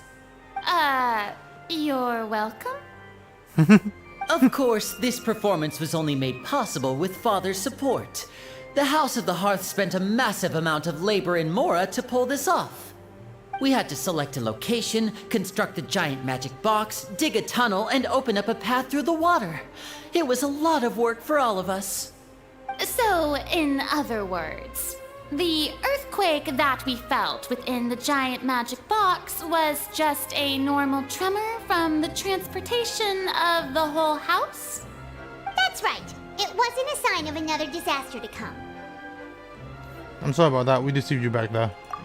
Then, I can guess Nervilette and Cloran's parts. You gathered a crowd, prepared a stage, and made sure that the champion duelist would be immediately ready for a fight. Also that as soon as I appeared on the stage, the trial may commence without a hitch. Am I right? Yes, that is correct. Well, Clorand, I must commend you for your courage. Only the most outstanding champion duelist in all of Fontaine would accept a duel with an Archon without flinching. Thank you. As for you, Traveler, I suppose your role was to keep me distracted with conversation once you found me in Poisson. You'd make sure that I didn't notice anything amiss before revealing yourself as my prosecutor once we'd arrived onto the stage. No, you guessed wrong. Oh? My mission was to give you one last chance. We hope that you will share your secrets with us before the magic box arrives onto the stage. Is that so? Then I suppose I must have missed my final chance. Yeah. It's fine. It matters not. What's done is done. The stage is already set, so there's no reason to disappoint the audience. Let's see this trial through to the very end. Oh, wait. Yeah. The only thing we can do now is just the Hydro Archon. Still, I can't help but be a little bothered by the conversation we had earlier. What did Funa wanted to say right before we arrived on stage? Sir Prosecutor, please allow me to pass this along. Oh, what is this? This is a document that Miss Charlotte applied for and received permission to share with you during the trial. According to her, it should speed up the proceedings. Oh, it's the final piece. Let's go. Woo! Hey, yo. Honestly, man, that's a bit surprising. That is, I'm a lot more what's it called? Enticed by it. Ah.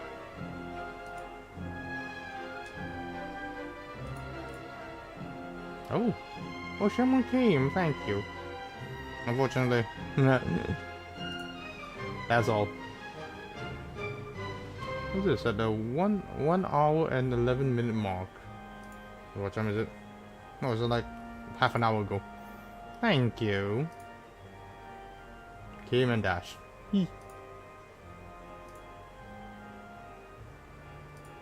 Oh, my eye.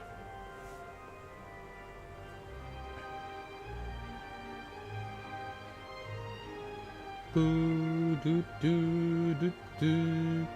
Boo doo doo doo. A moment, please. I'm gonna go get a drink of water. That might help me a lot. What the heck?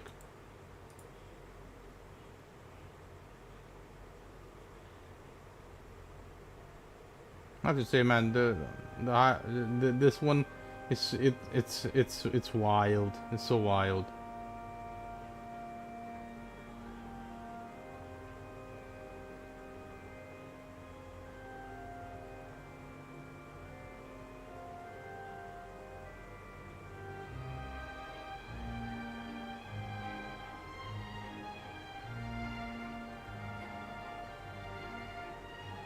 Ooh.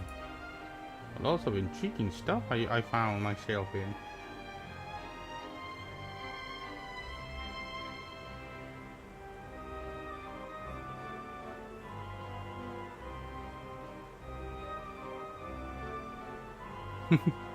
What is this? Oh.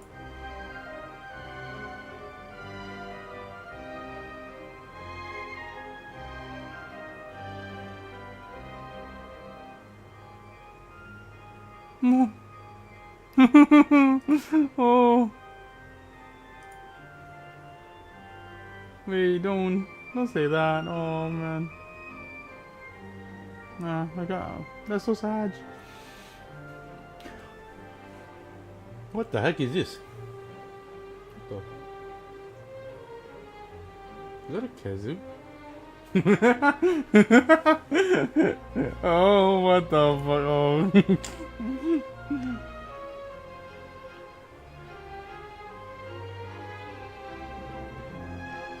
Ah.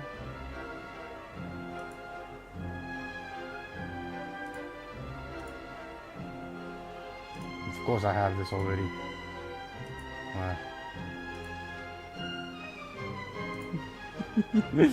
Oh my lord, I am a horrible horny person, not gonna lie. Hey, checking my notification. Is everything okay? Yep, everything seems to be a-okay. Yes, nothing seems to be like unintruded.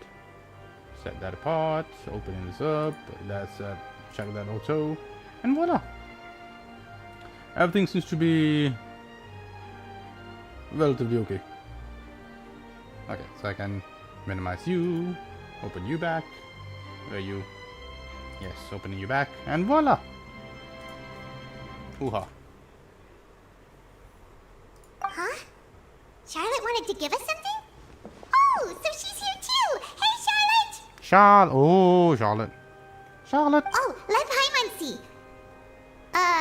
Isn't this the exclusive interview that she did with us before? So she's already finished it, huh? Wait, then that means this document is a perfect timeline of everything that's happened ever since we stepped foot in Fontaine! Damn. Wow! So in other words, we can refer to this anthology of evidence every time we want to use something from our journey as evidence for an argument! It's a super practical gift. I never would have thought of using it this way. Let's quickly confirm the information in it. Just think of it as a refresher, alright? Wow. You defeated the Hydro Archon in the very first duels you took part in at the Opera House. That's one for the history books, alright? Hmm. I didn't think that you'd wind up getting to the bottom of the case I've been following all this time. I guess you could also see this as a happy coincidence. This is the first time Monsieur Nervillette had a difference of opinion with the Oratrice. Even the Hydro Archon can't figure it out. A Fatui Harbinger. She's an extraordinary person. Her instinct must mean something. The fortress of Meripede was almost destroyed in a single day. That I didn't witness that scene personally will always be a source of professional regret, I think. According to Monsieur Nervillette, both Child and that whale should have been in the primordial sea at that time. True. I nearly lost my awesome friend Navia. To be honest, that still gives me shivers. Oh yeah, okay, so that's literally just happened. Alright, I want to go get a drink of water. Be right back.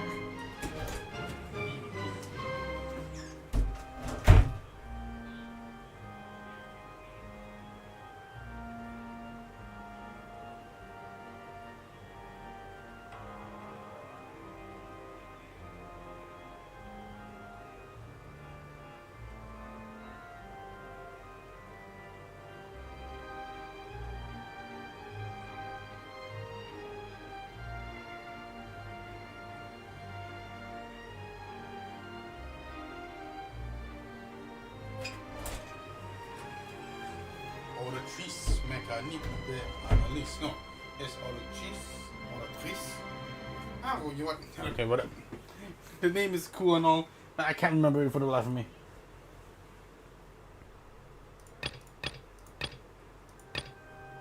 I nearly lost my awesome friend. The words of someone as extraordinary as a witch can probably only be truly understood when something surreal happens to you. Indeed. So cool. Well, let's go. It's finally. The prosecution and the defense are both in position. The trial shall now begin. Oh, come on, nervy lads. There's no need to repeat all the unimportant legalese. Just fast forward to the part where the prosecution lays out my offenses. As the defendant and the lead actress of this performance, I still haven't even been informed of my supposed guilt in all of this. Of course, it is only natural for humans to struggle to understand the actions of a god. However, you will need more than that to convict me of a crime. That's true. But my charge here is unrelated to your conduct as an Archon. Whoa. Instead, I would like to charge you as a fraud who's never been the Archon in the first place. Wait, what was that? Lady Farina's a fraud? Hey, I came here thinking that we were going to try the Hydro Archon for forsaking her duty, but did I hear that right? She's not our Archon at all? Charge accepted. Charge accepted. Lady Farina, do you plead guilty to the charge?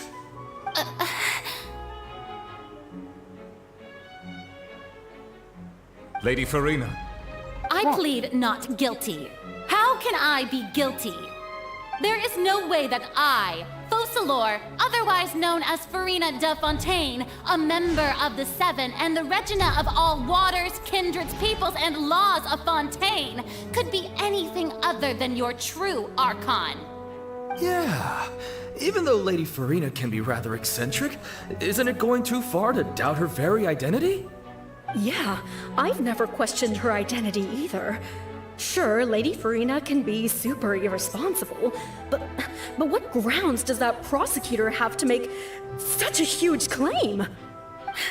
I have cause to believe that common sense will prevail in this case.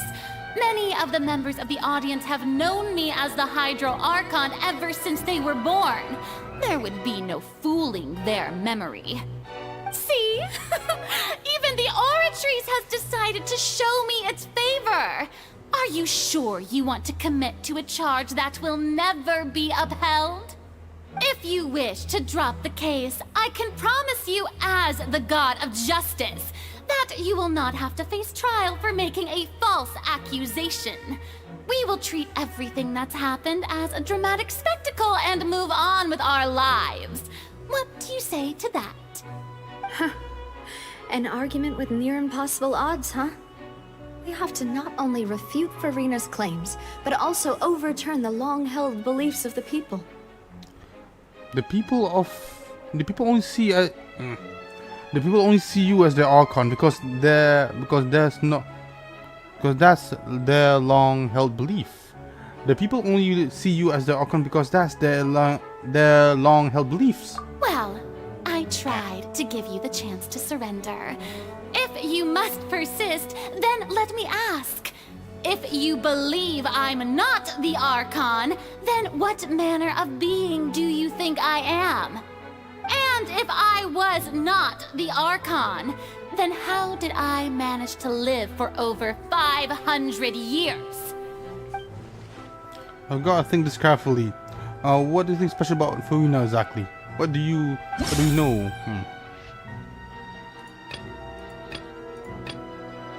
Between the Knave. Ah.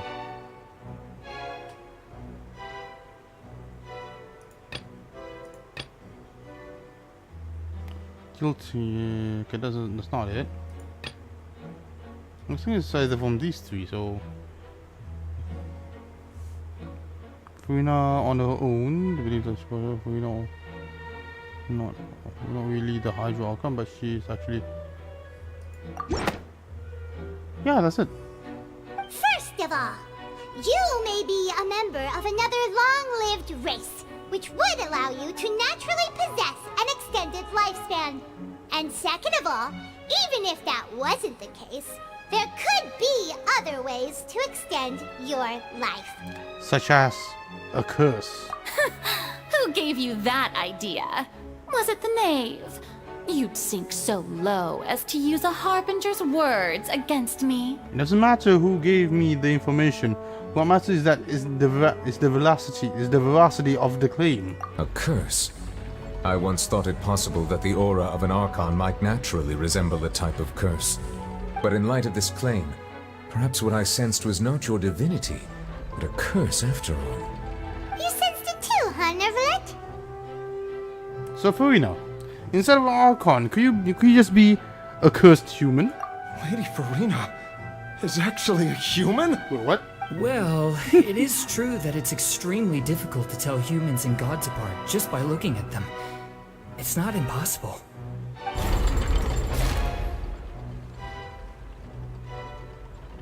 Well, don't start celebrating too early now. Even if I have been carrying a curse like you said, how does that prove that I am merely a human being? Besides, everyone knows that the main difference between a human and a god is the possession of authority. Gods can do what humans cannot. That's why they're worshipped as gods. For centuries, manifestations of my authority have served the nation of Fontaine.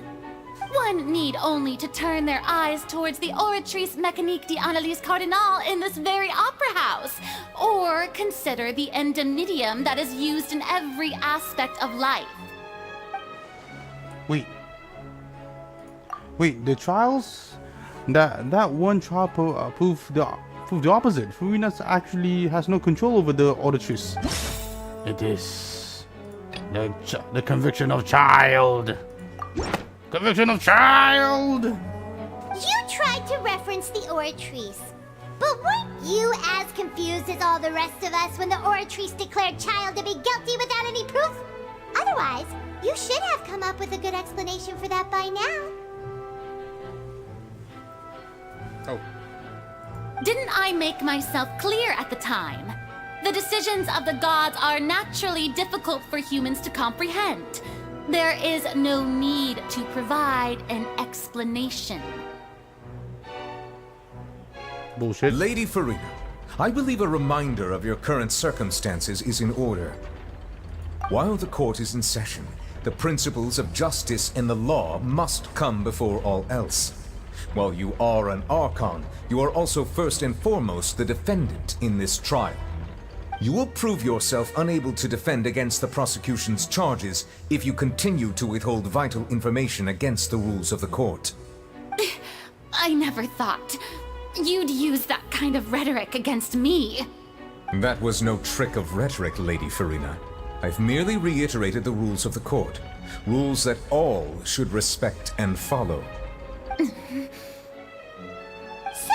you neither knew why Child was declared guilty, nor did you understand the structure and operations of the Oratrice. Instead of having been created by you, the manifestations of authority you mentioned have been made by the real Hydro Archon, haven't they? The real Hydro Archon? Well, now you're really losing me. It is true that I did not know why the Oratrice gave out a guilty verdict that day. But the Oratrice handed out that verdict unilaterally, and it has been operating independently ever since it was first created.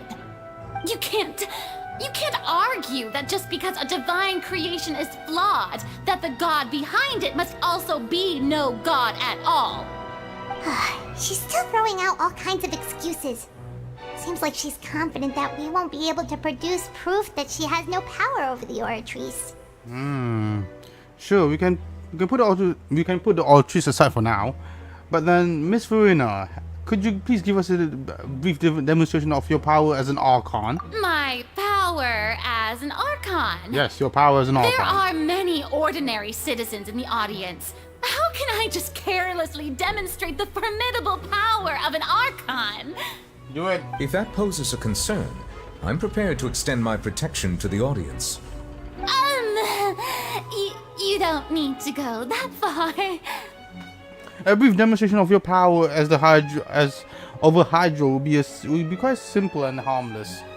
Surely an Archon can at least match up to the capacity of a human with a vision. Surely an Archon can at least match the capacity of a human with a vision. Aren't you the Hydro Archon? Or is it that you can't even wield the power of Hydro, much less the authority of a god? Indemnitium! Yes! It's all because of Indemnitium! All Archons derive their power from the faith of the people, and I've converted the people's faith in justice into Indemnitium! Thus did I give up all of my divine power to provide everyone with energy for their daily lives. Have you ever seen a more magnanimous god? Isn't that a huge stretch? Yeah, no matter how generous an Archon can be, how could they give up all their power? Can a god with no power even still be called a god? Yeah. It seems like nobody's buying Farina's excuse. Of course, no one would buy it. Hey, come now, everyone. Please don't stare at me as if I was a liar. I'm still the same Farina you knew, right? The one that you loved. Shouldn't you want to believe in me? Please, you've got to believe me. If what the prosecutor said is true, she really has committed a grave offense. Did she deceive all of us? And all of our parents and grandparents too? And all of our ancestors? Ever since they were born? Enough. That's enough. Tell me then, if I'm not the real Hydro Archon, then who is? If you have no evidence of another Hydro Archon's existence, nor can you find anyone who can back up their claim to be such, then what grounds have you to say that I'm not actually the real deal? Wow, she came up with yet another argument. How can we refute her now? It's a bit Seems more like she really harder. doesn't want to give up. Oh yeah, of course she doesn't want to give up. Okay, so let's see. If we can't prove that she isn't the Hydro Archon, can we prove that she is just a human, even if she's only human? Attorney, but the case, disappearance of young woman. Oh, the intrusion of the. Well, isn't that could be it? This should be it. Is that it? That doesn't sound right. Dang it. Paimon doesn't think this clue can be used as compelling evidence to build our case. Touché. I guess that's not it. Water? Said by dead members of Spindle set to prevent her from dissolving. It could be like become the new attorney.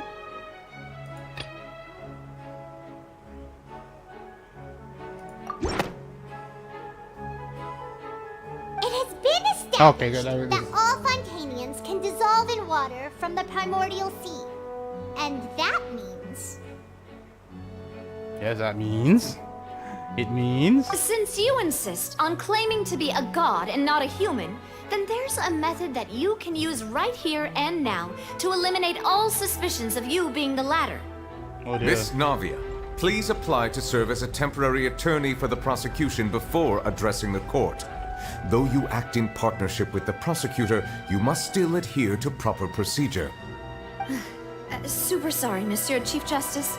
I swear this really will be the last time that I'll speak out of turn. Now, I've brought some seawater from Poisson. As everyone knows, a massive flood struck the area not long ago, taking many lives, including those of some of my closest friends. So, Miss Farina, would you dare to touch some of this seawater? If we are to believe that you are indeed the real Hydro Archon, touching this seawater would have no effect on you. All it should do is strengthen your case.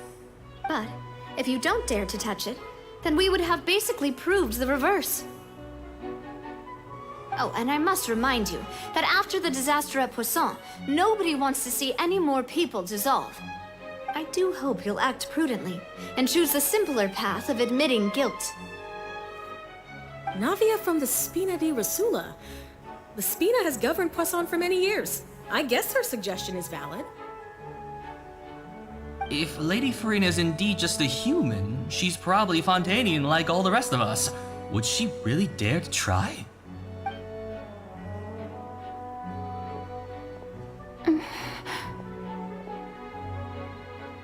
Whoa. Farina? Lady Farina, this test has been unilaterally proposed by the prosecution. As it falls outside the realm of standard court proceedings, you possess the right to decline participation. Well, of course you had to tell her that. But refusing to participate is basically the same as a confession of guilt. She's just staring at the water without saying a single word. It really does seem like she's quite terrified of it. That could only mean... What's going on? Is she really planning to... that's not what we thought she would... Due to the inherent risk of the test, Lady Farina, you may... Hey! She actually...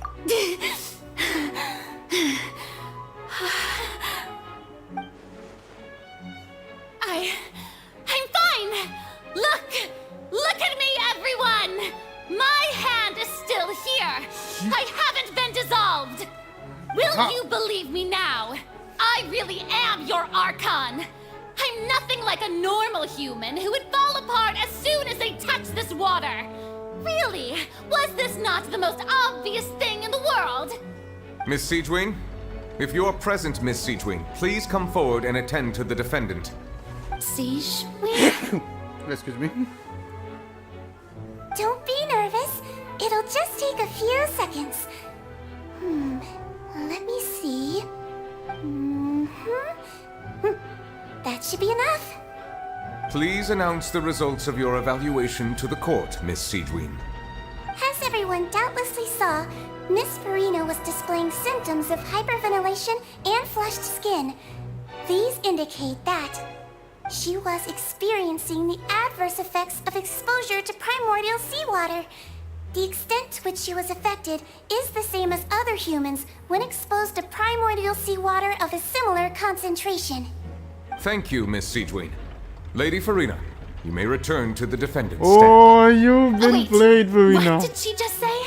I didn't get dissolved! Farina. Shouldn't that be enough to prove my innocence? You've been played. Well, considering your tendency to run from your problems, we did originally prepare a direct sample of the seawater around Poisson. However, after extensive discussion, we exchanged it for a sample that is not concentrated enough to dissolve an actual human. After all, on the off chance that something entirely unexpected might occur, we don't want anyone else to lose their life to the sea. Yeah, so out of regard for Farina's life, you secured a low-concentration sample and asked the head nurse to serve as an expert witness. It's a great thing that the direct sample wasn't actually used. Farina could have... Yes. I can't believe... you...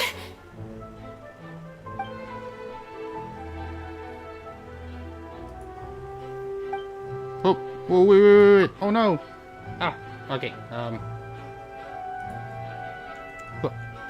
This is too unlike how she usually acts, unless it actually were more important to keep her son and saving her own life. Oh my lord!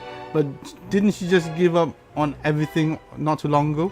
Listen to me, everyone. Please don't give me such cold and disdainful looks. What happened just now didn't prove a single thing. Think about it. How can you conclusively prove that an Archon can't also be affected by the primordial seawater? Also, if I was really just a human, why would I dare to just put my hand in that kind of water? Oh no, she's been played like a damn fiddle. Everyone,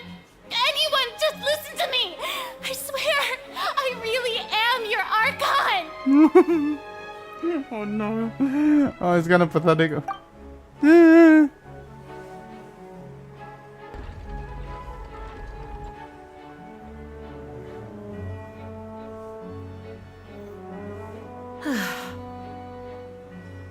I don't think anything she says at this point will sway anyone.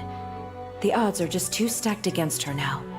With all the things that have been said, Paimon doesn't think there's any way left for Farina to win. Yeah. I believe the time for arguments and presentation of evidence has come to an end. If there are no objections, we will move on to the final judgment.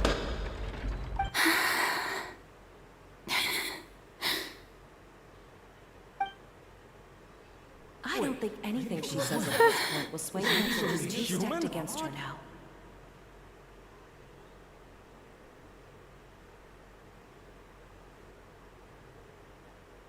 No. Oh. Oh, Farina. In my capacity as Chief Justice, I shall now render judgment on Farina's misrepresentation of herself as the Archon of Fontaine.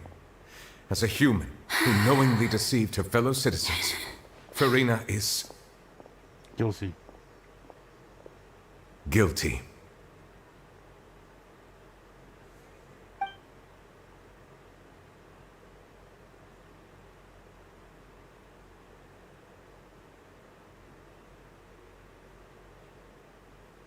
We shall now turn to the Oratrice Mécanique d'Analyse Cardinale to render the final verdict on the charges.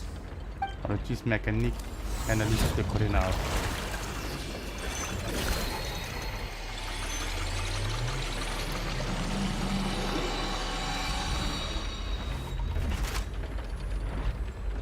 According to the judgment of the Oratrice Mécanique d'Analyse Cardinale, Farina is...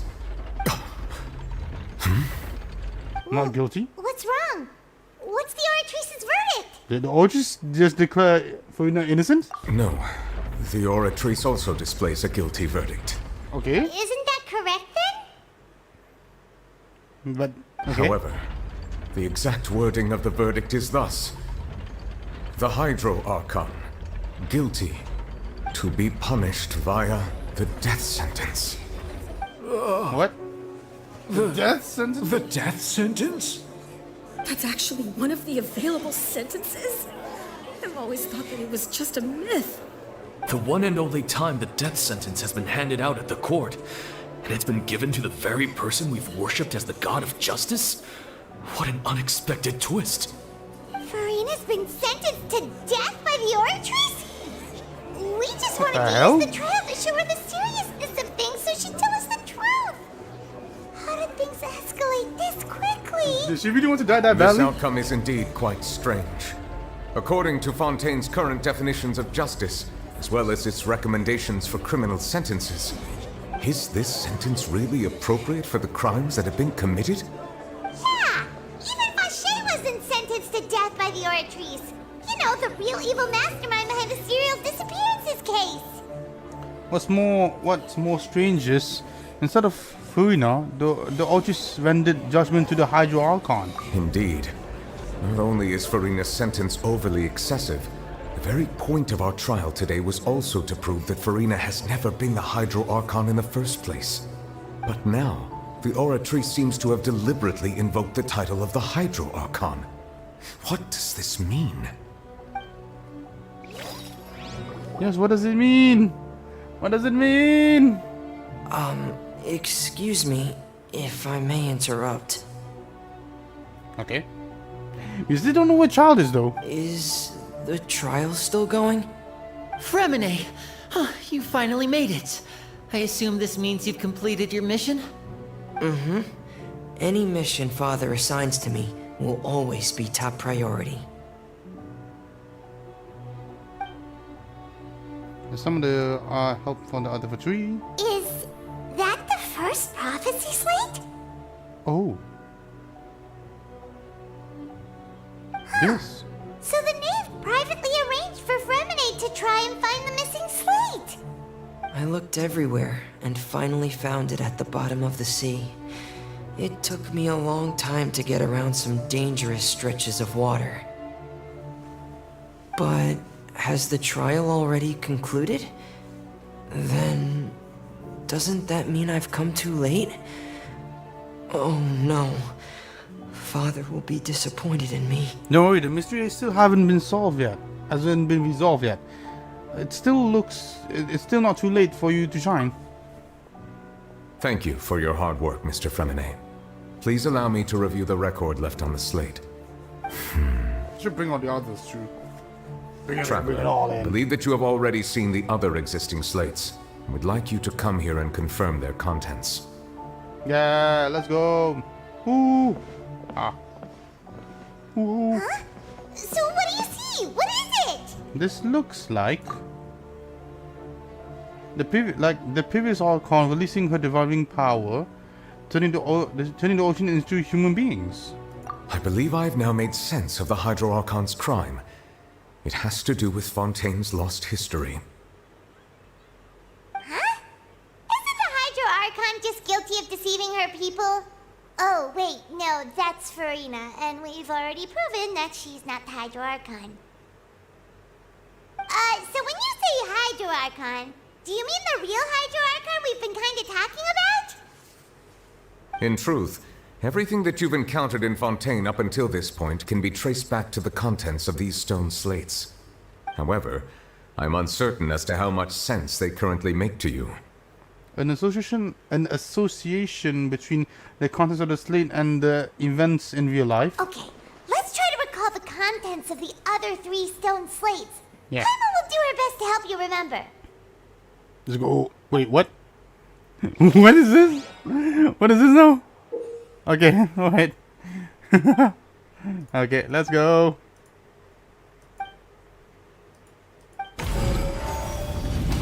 Ding, ding, ding.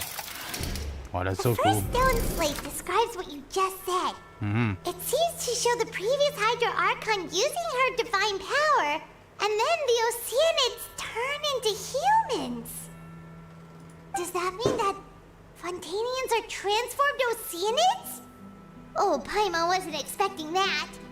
But if Oceanids can turn into humans, then Yeah, it could be perhaps reversed. this process can be reversed as well. Maybe the primordial waters only just turn them into like their primordial selves. The second stone slate shows Celestia floating in the sky, and the Hydro Archon and her people worshipping it together. But Is that a the sin? heavens still brought judgment down upon them. Is that a sin? This must be the point when the Hydro Archon and the Fontanians were branded with their original sin. Does this mean that the original sin and the Hydro Archon sin are the same thing? Yeah. The third slate shows the Hydro Archon sinking into the sea surrounded by many people. Huh. That reminds Paimon, didn't we also Yeah. watch that happen to someone else? Well, the fourth slate is the prophecy the Fontanians have been talking about. People dissolving into the sea, the Hydro Archon crying on her throne, and so on. We didn't believe that such a crazy disaster could happen at first, did we? But after that incident, it was just a question of when and not if. True.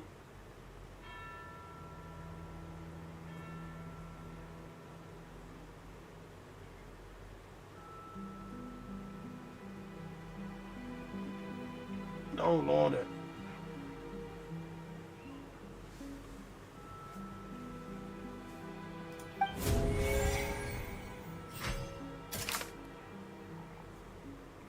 Okay, the real events related to the prophecies on the prophecy slates. The stone slate, blah blah blah. It seems that the former Archon used the divine power to turn people into Oceanid.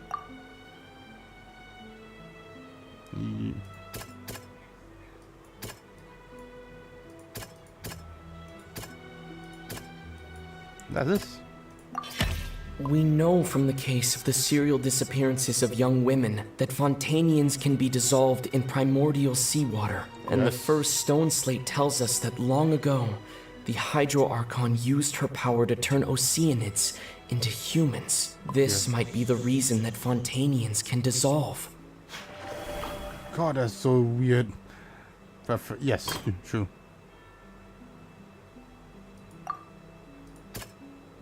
Judgment is guilty, enters the one with seawater, fall into seawater, communicate with consciousness, Archon is guilty of punishment by sentence. Okay. Okay, it shows the Celestia in the sky, and the Hydro Archons and the people are worshipping it together, but the divines brought down justice upon them. The Ultras, even if we didn't know why. That doesn't sound... Okay, so it's not that.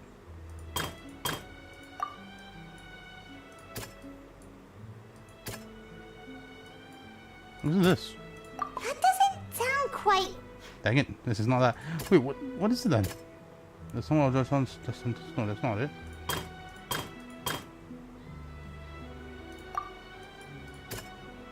That doesn't sound quite right. Let's think about this some more. You know, which one is it then? Wait, what? Perhaps what is about to take place has all happened before. The true sin of the Hydro Archon that Neuvillette mentioned, and the original sin cast down on the people of Fontaine by Celestia, as recorded on the stone slates. Well, that's kind of bullwinkle. Well, fair enough. Wait, this is... what's it again? Okay, it shows the Hydro Archon sinking into seawater surrounded by many people. I'm guessing it's... about the connecting your consciousness. No, that. Yep, is that. It's not as simple as falling into the sea. When Navia fell into the sea, her consciousness was subjected to judgment. The stone slates show the people gathered around the Hydro Archon in the sea. Could that be alluding to the same thing? It could be. Very well could be. Okay, this is... of course. Oh, it's not that.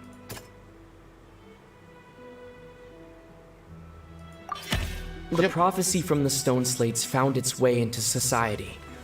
But not many people believed it at first. The fortress of Meropide was nearly flooded with primordial seawater, which we know can cause Fontainians to dissolve.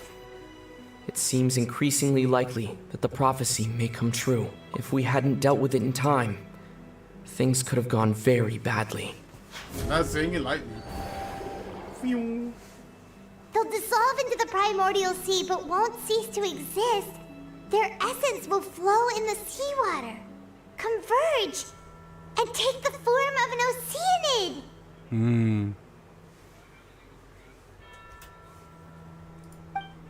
The Hydro Archon was sentenced to death in court, shocking everyone present. Perhaps this means that her sin was actually Fontaine's original sin. What is it actually? I don't understand. Navia fell into the water inside those ruins, and she nearly dissolved. She was surrounded by the people of Poisson in a court within her consciousness, and was forced to take part in a trial meant to make her stay. The eruption of the primordial sea at the fortress of Meropide was the surest sign that the prophecy was about to come to pass no matter what. True. The prophecy's contents can all be verified by recent events. If we combine what we know together, loads of truth should come to light.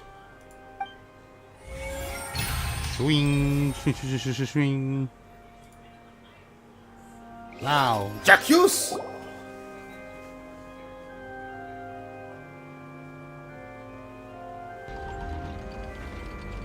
Huh? Oh, Paimon gets it now. So that's how you can make sense of it.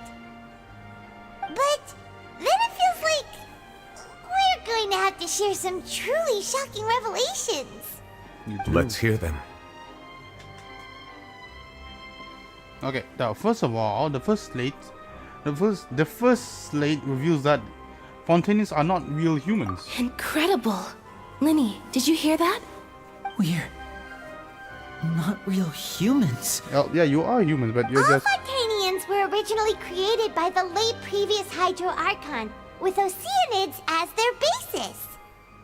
The evidence for that can be found in how only Fontainians could dissolve in primordial seawater, and how all the girls Vacher dissolved were also turned into Oceanids. Oh, and according Navia. When she was about to get dissolved, she also saw everyone gathered around for a trial. All of them in the shape of Oceanids. Indeed. The second slate reveals that the crimes of the Hydro Archon was her creation of Fontanians from Oceanids. Yeah, and it follows from the content of the first slate that she probably anchored Celestia by creating humans without prior permission. That could also explain why the Oratrice judged the Hydro Archon to be guilty. It's to account for that ancient sin. The Hydro Archon's true sin was creating us? And yet, after many hundreds of years, the Hydro Archon's creations have turned around to try to judge the Archon within the Opera Epiclese. Twisted history, that is. The twists of history are often the most unexpected of all. It's so twisted, man. Okay, so as the third slate, I'm still convinced that it should come after the fourth one. Yeah, isn't the image here just like when Navia fell into the sea? No, I mean, I guess... So wouldn't it be trying to show the image of the Hydro Archon also falling into the sea once the prophecy has been fulfilled in the fourth slate? The fourth slate depicts that the fulfillment of the prophecy as is already widely known. In the end, the people will all be dissolved into the waters, and only the Hydro Archon will remain weeping on her throne. Only then will the sins of the people of Fontaine be washed away. Did Paimon get all that right? You've made some keen deductions. I must say, given how much you still don't know, it is impressive that you've already managed to connect so many pieces of the truth. However, while you were able to decode all the information on the slates, they've also been etched with an additional layer of hidden information using a different power source. What? When we were at the ruins, I tried to decipher the hidden information recorded in the slates. But since we only had 3 slates at the time, I was unable to come to a full conclusion. Now that the slate collection is complete, I shall make another attempt to decipher the narrative recorded within. If everything goes well, we should finally be informed of the unadulterated truth. Unadulterated.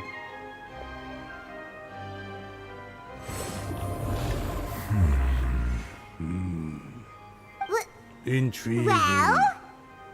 Did you get it? Intriguing indeed. I believe I should share this truth not only with you, but with all the people of Fontaine as well. I will try to briefly summarize it for you. Cool. Do it. Your hypotheses regarding the origin of Fontanians and the sin of the Hydro Archon were both correct. In the Fontaine of old, the previous Hydro Archon sensed the yearning of her Oceanid familiars for life on land.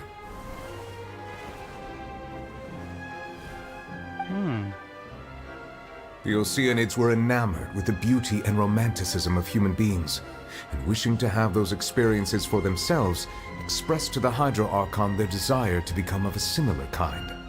However, even though water as an element is intricately linked with the power of life, the Hydro Archon, as one of the 7, did not possess the authority to create a new form of human life. Not one to give in, she eventually found a way to create permanent humanoid bodies for her familiars by appropriating the power of this planet's primordial sea. She poured primordial seawater into the Oceanids' blood vessels, creating humanoid mimics in the process. But if Fontanians were to ever come into direct contact with water from the primordial sea, the power within their bodies would escape these artificial restraints and return to the sea. As a result, their forms would collapse, and they would be reverted to their original forms as Oceanids. Of course, the Hydro Archon never received permission from the heavenly principles to create a new human race. And thus, the Hydro Archon and all of her creations came to shoulder the original sin of appropriating the power of the primordial sea. That is the true history of how the people of Fontaine first came into being. So we were all Oceanids before we turned into human beings? No, you're That's way too much information for me. Humans, I think I'm just going to pretend that I never heard a single thing. Wait, but if that's the truth, we can't let the Hydro Archon be sentenced to death. After all, her only sin was creating us. This really might be too much information for your regular Fontanian. Yeah. But it does answer a lot of our questions. Alas, your hypothesis regarding the third and fourth stone slates was inaccurate. The slates' respective positions are, in fact, correct. So they are in the right order? What is the third slate supposed to represent then? A key point of the visual on the third slate is how all the individuals depicted in the water are humans rather than Oceanids. They have not been dissolved, which implies that the water depicted in this slate is not water from the primordial sea. The nation of Fontaine is the nation of Hydro, as well as the nation of Trials and Justice. Instead of being the literal element, the water in the scene symbolizes judgment and justice. You may also recall Navia's experience. When she fell into the sea, her consciousness was surrounded by that of many others who intended to hold a trial to determine her fate. Therefore, the meaning of the third slate is the trial. That the people of Fontaine shall try the Hydro Archon at the court of justice. We fulfilled the goddamn prophecy! Yes, it refers to our present situation. Oh no! I think I'm following now. So, what you're saying is, even though we decided to put on this trial to avoid fulfilling the prophecy, is precisely in the truth, prophecy. Everything we've done has happened exactly as the prophecy foretold. So now, it seems, we're the ones making sure it comes true. Oh, it's a self-fulfilling prophecy. What should we do? I don't know. It feels like... It feels like there's no way out of this. Huh. No matter what, the prophecy will be fulfilled.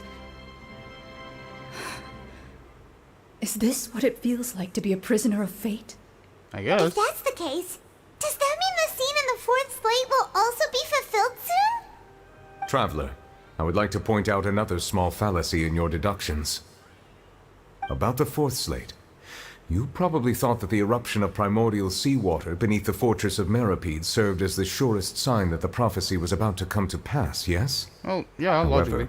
However, I believe that rather than being a sure sign, that eruption could in fact only be a small warning of something far worse to come. Oh, what? As for the root cause of the catastrophe, I believe you've already encountered it once before. Wait, could it have been...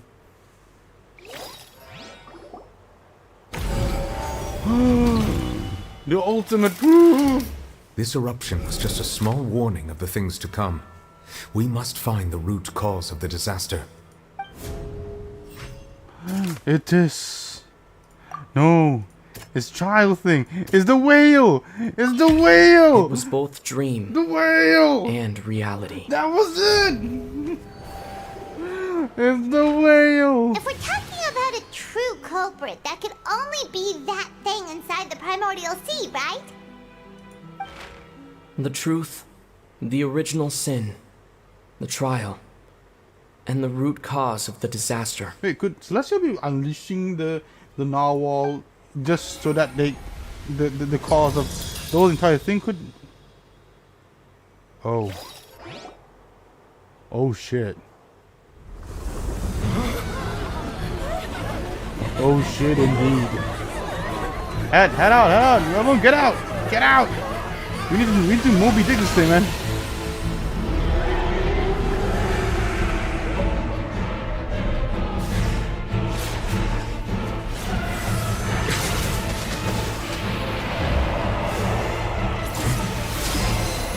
Whoa! Whoa! Oh, that thing is strong.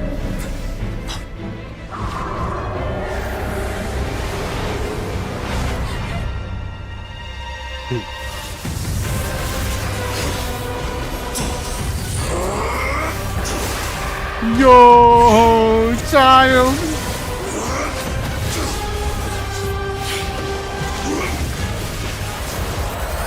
What the hell? What the heck, child? Let's go! Whoa, wait. The narwhal! The goddamn wheel! Oh no! Charles for Legacy transformation.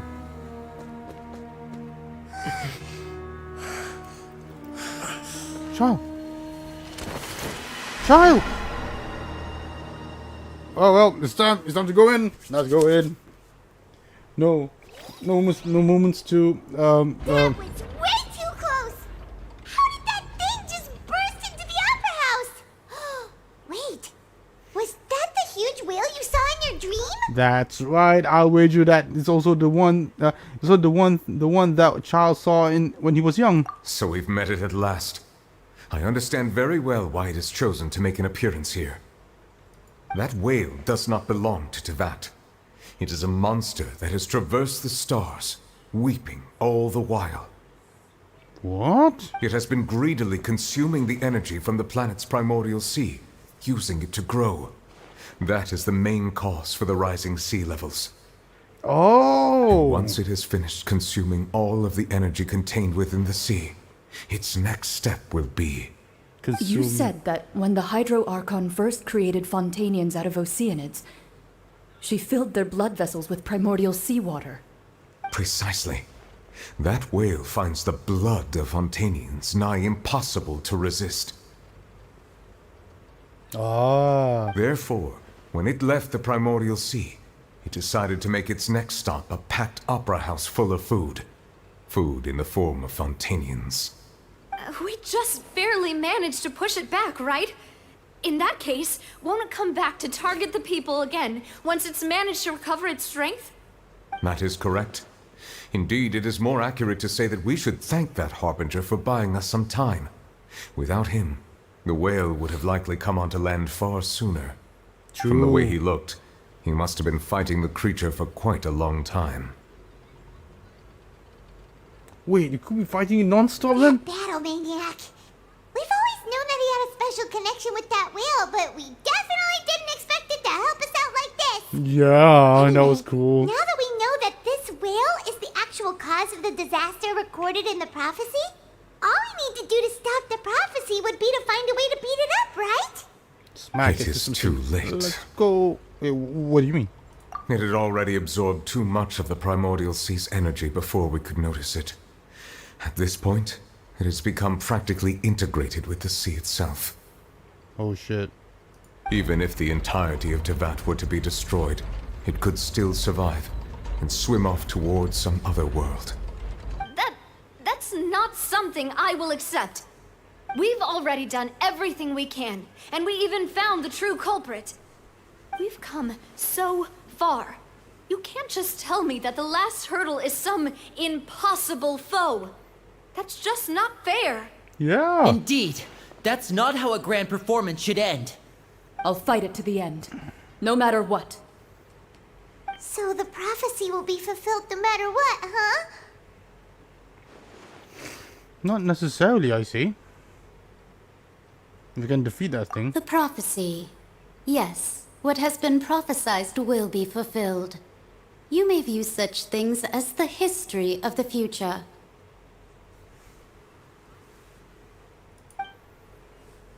After everything, it still turns out like this. We couldn't fight against fate.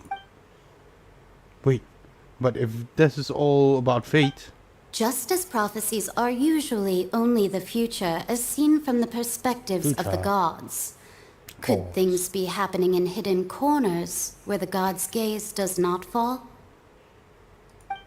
Ultimately, fate shall serve as your only guide, no matter what will happen in Tevat's future. All you need to do is to play your part. Could it be that if the prophecy will be fulfilled, there will still be a, even if the prophecy is fulfilled, there'll still be a way to save everyone? Did I miss something? Oh, the trees. Wait, I forgot about Furina. I forgot about Furina, but what was the thing that she wanted to say at the last moment inside the giant box? Was it her real secret?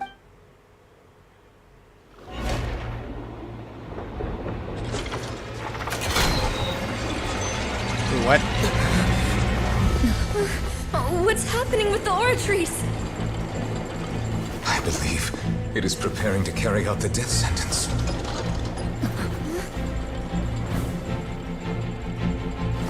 Furina!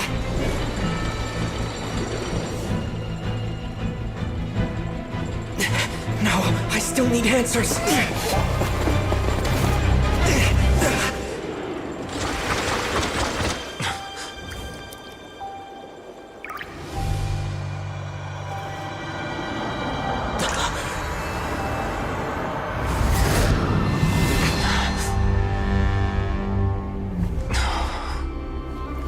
What?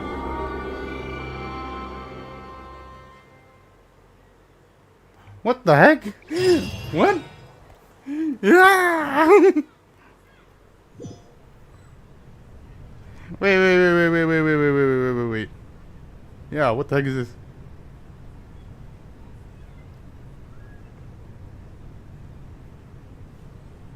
Oh, that looks so beautiful. You. Is that Algo?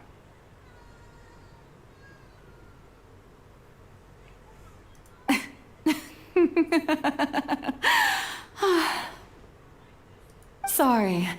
That shocked expression on your face is just too amusing. I couldn't help myself. You are not Farina. Who are you? Ah, the sweet sound of bewilderment. Marvelous. A sure sign that my attempt to deceive everyone was a resounding success. But to answer your question, I am Focalor. You know, the god. Focalor? Why did you deceive us? Oh, that wasn't my goal, of course. Goodness, no. But I had to fool everyone else too, if I was to stand any chance of deceiving the heavenly principles. Deceiving the heavenly principles? Oh, so you It's want all to get rid of because the of prophecy. that pernicious prophecy. Dreadful, wasn't it? Everyone doomed to dissolve. Fontaine condemned to be flooded. One was not amused. In fact, one was positively bemused when that problem was thrust upon me by my dearest predecessor. That's the former Hydro Archon Egeria, for the uninitiated. It hardly gets more disastrous than a preordained national catastrophe, now does it? She knew full well that the prophecy would surely come to pass. And as one of the seven, she also knew full well that one defies the heavenly principles at one's peril. So yes, as you have no doubt surmised, it was a rather impossible situation that I found myself in. I spent a terribly long time mulling it over, alone on the ocean floor. And I was almost growing barnacles by the time I finally realized there was only one possible solution to this confounding conundrum. I had to outwit the heavenly principles, allow the prophecy to be fulfilled, ostensibly at least, while saving everyone at the same time. I'm a genius, I know. I can only assume that's why Egeria chose me as her successor. Although, looking back now, it was hardly the inheritance one dreams of. Between the task of saving the nation, the quotidian duties of the Hydro Archon, and not to mention the original sin of creating a new race of humans, I dare say she left me quite a colossal mess to clean up. Yeah, at least. But one can only play the hand one is dealt. I did not choose this, any more than I chose to be one of her Oceanid familiars. So you were also once one of the Oceanids, transformed into a human by Egeria's hand. Yes, I was. I always dreamed of becoming human. Ooh. And I still do, even now. In my eyes, to be human is to be part of the greatest opera ever known. After becoming a god, I separated my divinity from my body and spirit, leaving behind only a self that was as naive and bewildered as my past self on her first day as a human being. Oh. The me you see before you now is that divinity. And the human counterpart I left behind, I named Farina. She could feel joy, sorrow, and everything in between. She could be as vain and conceited, or as meek and vulnerable as she wished. Oh, that's so Her strengths were of a kind only a human could possess, That's so sweet. as were her shortcomings. But in my eyes, Furina's humanity was what made her perfect. She was perfectly human in every way. The person I always wanted to be. Anyway, so then I cursed her. All part of the plan, of course. The plan to deceive the heavenly principles. You cursed her. And then I cursed her. Do you still remember the final scene of the prophecy? The Hydra Archon alone, weeping on her throne. In order that the prophecy might appear fulfilled, I invited Furina to be an actress, to play the part of the Hydro Archon in the prophecy. Under the curse I placed on her, so long as I, Focalor's divinity, continued to exist, she could not die. But nor was she free to live her life in the pursuit of happiness. Instead, she was forced to take the stage in the opera house, to embrace the role of leading lady, to forever play the part of the god from the prophecy, all to create a deceitful appearance of that prophecy coming to pass. Oh no, Furina. I suppose now you probably understand why your court is called the Opera Epiclese. But Furina is only human, isn't she? Even though she has had a long life, her mind is no stronger than that of any other ordinary human being. I cannot begin to fathom what she has had to endure. It must have been torture for her. It has indeed. And although she is, in a sense, me in human form, I most definitely owe her an apology for it. It's been 500 years. Oh God. And all along, she's been playing her part in the most unimaginably long, unbearably lonely, and agonizingly painful opera of all time. Oh no. She deserves a hug. She deserves a hug at this point. Sorry, Furina.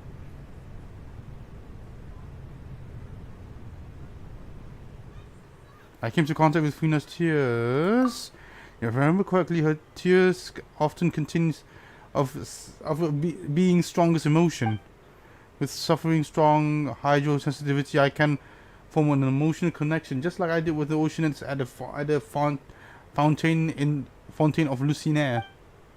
Wait, could this be Furina's inner world? Furina? What's she doing? What's she doing on stage? Wait a moment. That probably isn't Furina. That's likely a reflection of her inner self. If I can directly speak to that self, I might be able to easily get what I want to know. I came here for answers either way. This opportunity is not to be missed. Let me try to talk to her. Epiclese! Epiclese!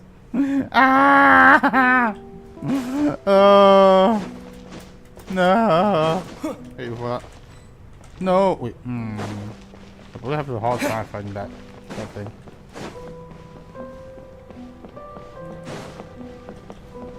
Can I just change your weapon? Yeah, I can at least change your weapon something. Change to this.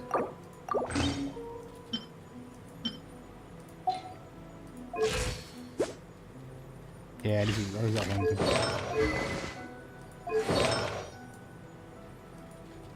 Medicina cherry. Medicina cherries. Excuse me.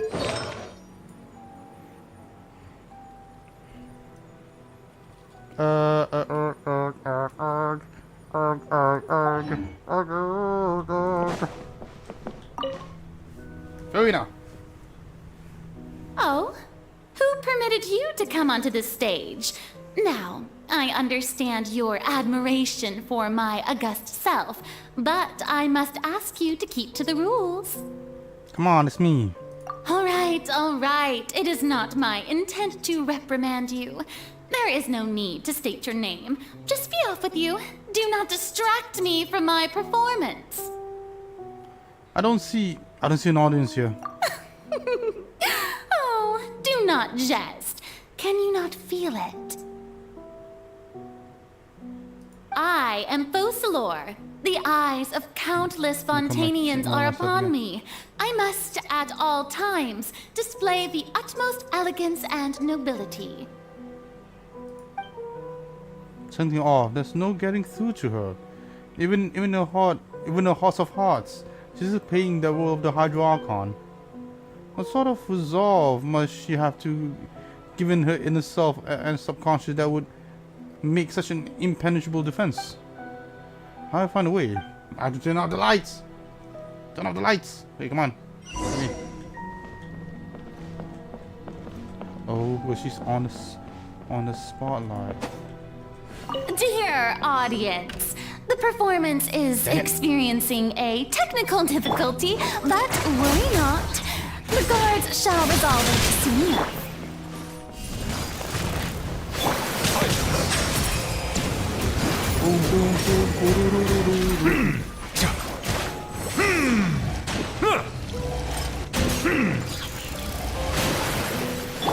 Shower me with praise! Terra Smash! Settle down. Shackles one. Hey, what gives? The audience is still watching me, you know. Guards? Wait, where are the guards? Guards! Face your gift. Yoo-hoo! Yeah!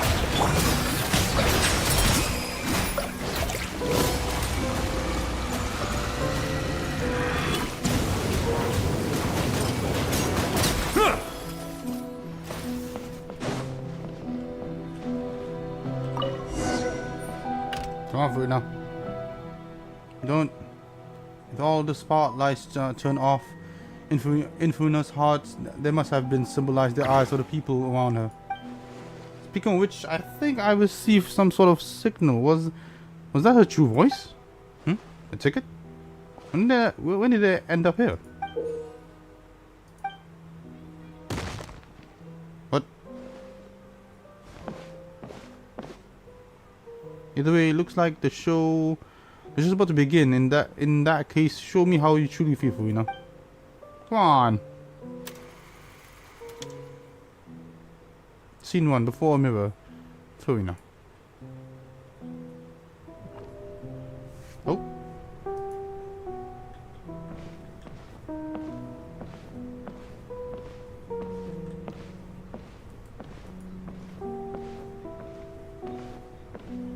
Wait. It's a... Oh. Verina. Verina. Huh? Who's that? Who's calling me? Where are you? Be not nervous. Be not afraid. I am before you. Wait a moment. You're near me? How can this be?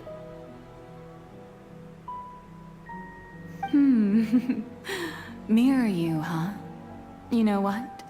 That's not bad. Let's go with that. Mirror me? What do you wish to say? The prophecy. Have you heard of it? What prophecy? Wait. I know. I think. I don't know why, but it's in my head somehow. The people will all be dissolved into the waters, and only the Hydro Archon will remain, weeping on her throne. Oh, that's Only then will the sins of the people of Fontaine be washed away. That's kind of evil, not gonna lie. Very good. You know it well. What's going on? I can't seem to remember anything clearly. The only thing I know for sure is this prophecy. Will it really come to pass? Yes, it will. And that is why I've come to you. Disaster will come to Fontaine sooner or later. Things will develop just as the prophecy declared. There is no escaping it. But doesn't that mean everyone will die? I'm a Fontainian just like them. Will I dissolve too? Oh, don't worry. Magical meetings exist in this world precisely to give people a chance to turn things around. It is the reason why you met me today. I will tell you how to save everyone, but you may have to suffer somewhat. Oh, so there's still hope after all. Goodness, you frightened me. You spoke so much and with so much certainty. As for the suffering, well, I will admit that the first thing that came to mind was, why do I have to be the one to suffer? But if the prophecy will come true, I'll also die anyway, right? So if I've already met you as my magical meeting in this world, if there were scales, with all the people of Fontaine on one side and my pain on the other, is it not obvious where the scales should tilt? You truly are the perfect human. My ideal. I suppose this would also be the justice that belongs to you. Huh? Don't worry, it's nothing. Listen well. Fontaine has just lost its Hydro Archon. I need you to play a role. That of the new Archon. Play as a god? That's right. You must begin a never-ending masquerade. You must never let anyone suspect your identity. If you can keep it up, then I shall have my way of defying this prophecy. But should your identity be revealed, then all that's hope why she's so will sad. be lost. No! But how will I do this? A human assuming the role of a god without being exposed. Don't worry. What you must do is not to turn yourself into a real god. You simply need to play the role of a god as humans imagine them to be.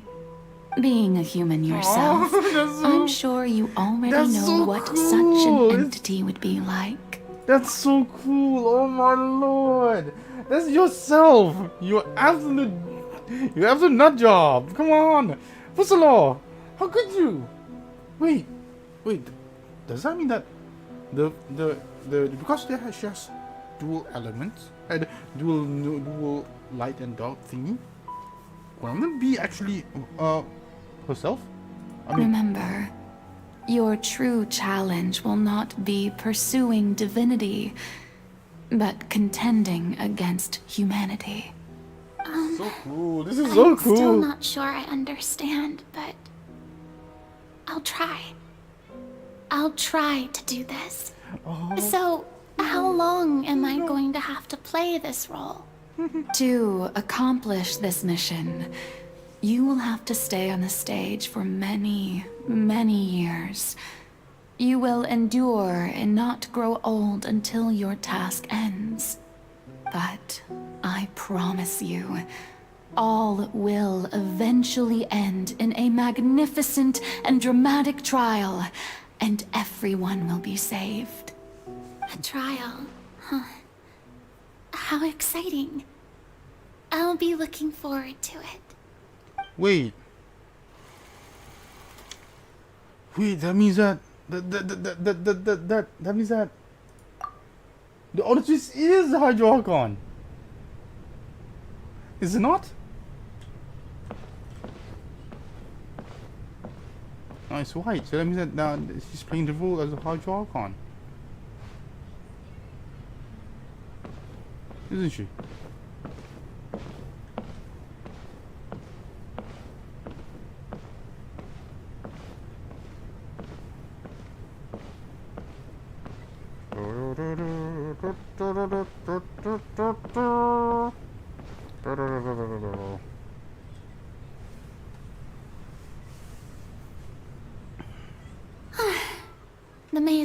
Cardinalise has announced my accession, but this is my first time facing the people. What should I say to most appear like a god? To be honest, I still don't know.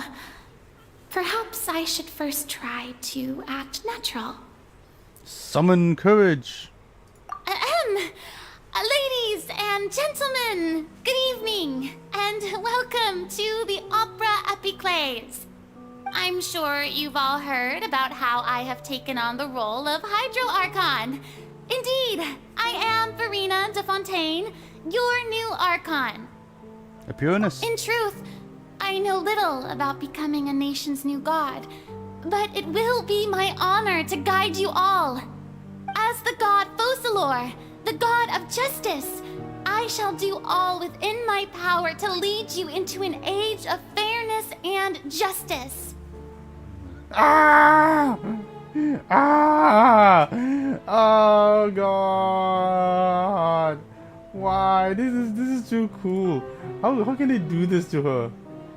Oh, this is too cool. This is just evil. My gosh! Oh, that's so cute. My God, that's so oh.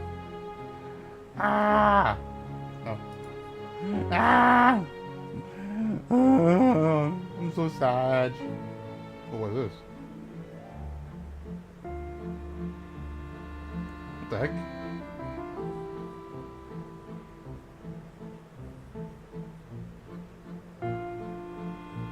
Oh, I'm so sad. This is just.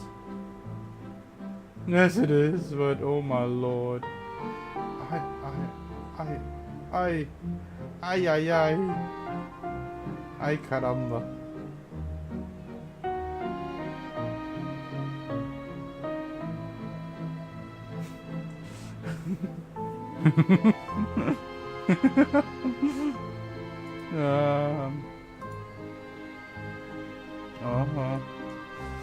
This is too cool. This is just too cool.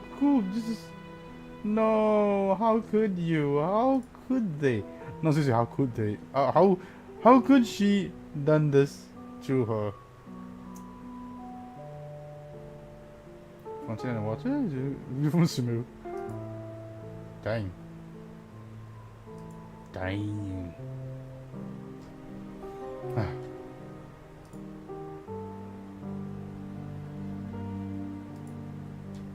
Okay.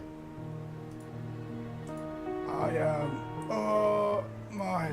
Oh God. My goodness. No, seriously, how could they done this to Focalor? No. How could Focalor done this to Furina? The absolute audacity of this bitch. Ah. My Lord. Okay. Once again, thank you all for coming. If you should have any questions or suggestions, please send them to the Maison Cardinalise. The future of Fontaine will require us to work together, after all. This should do it.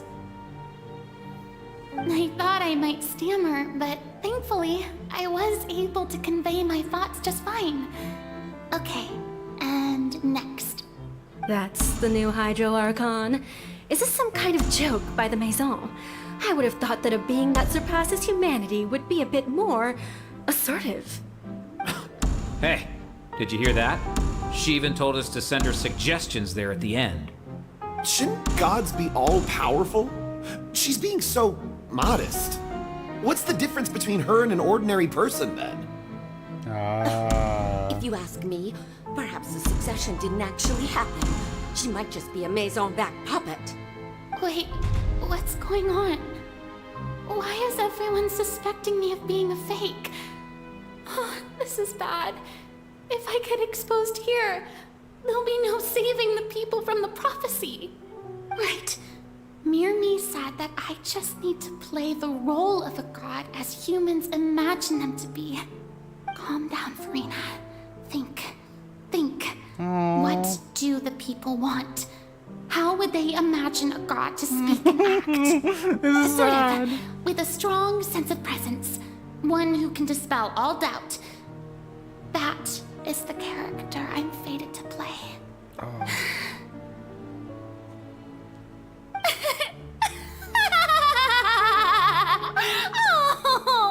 very good, my people. Only ones such as you are deserving of my rule.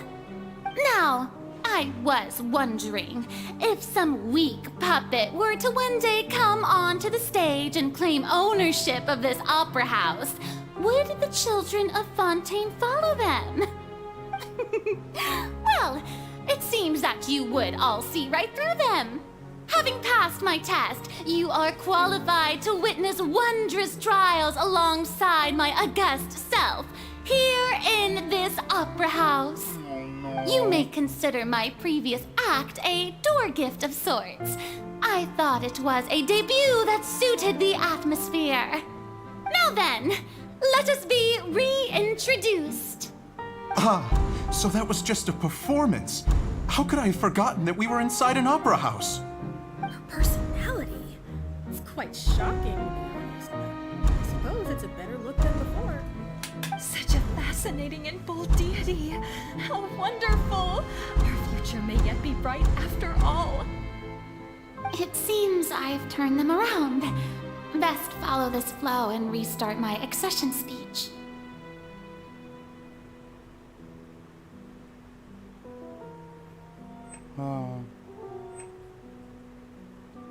Some courage.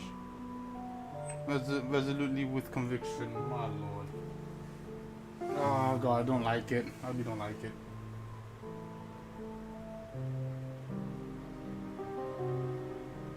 Oh.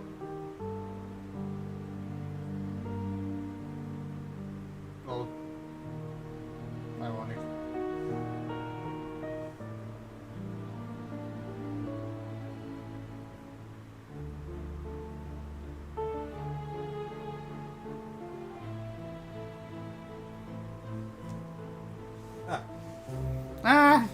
Resolutely with conviction. My dear people, whether you acknowledge me or not, whether you trust me or nay, I say to you, keep faith in your ardor for justice. We have heard it said that this nation's sins can no longer be washed away. Well, I say that justice is most fragrant when it blooms amid sin. No, no.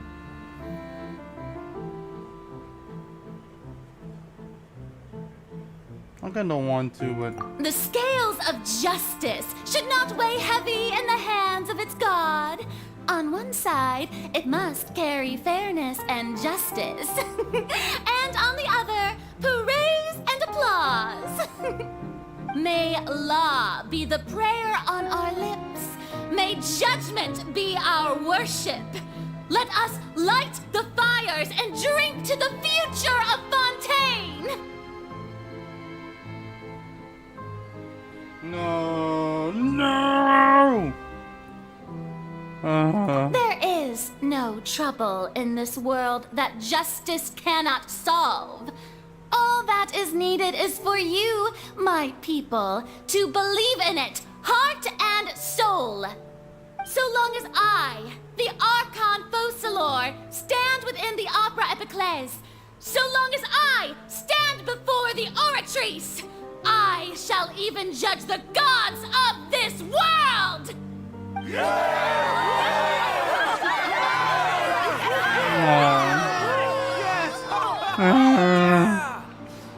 I'm so sad. Why? Why? Opera House Farina.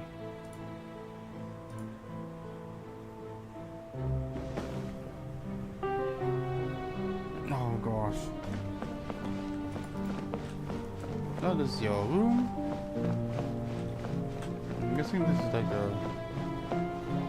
like your study, I guess?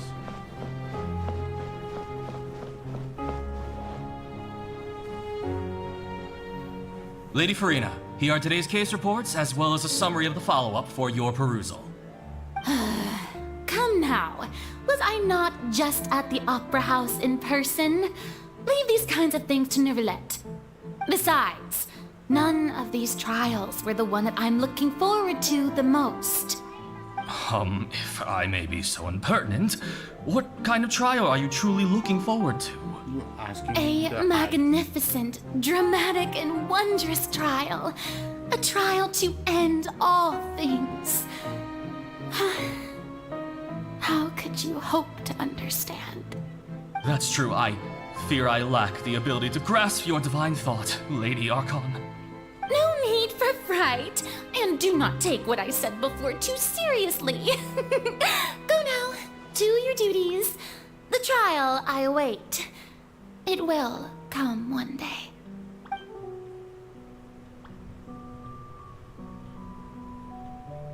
Oh. This is too much. This is too much. Furina! Furina!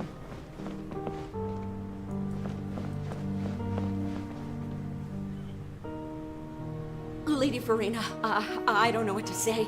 Thank you for agreeing to see me. No need to thank me.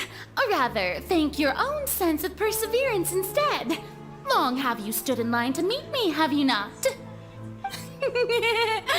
Oh, I'm afraid that's just an inevitable consequence of my divine charm. All right, Deoteria, is it?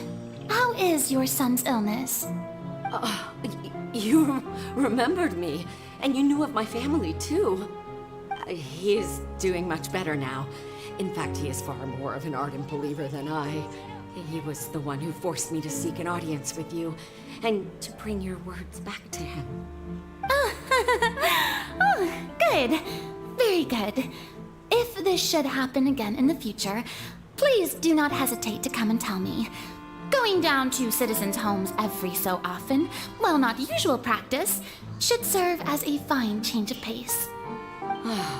You're such a gentle and wise god. Thank you once again, on behalf of my son. Aww. She's trying so hard. Whoa. No, just spat on the face too. She tried so hard. No, poor Furina.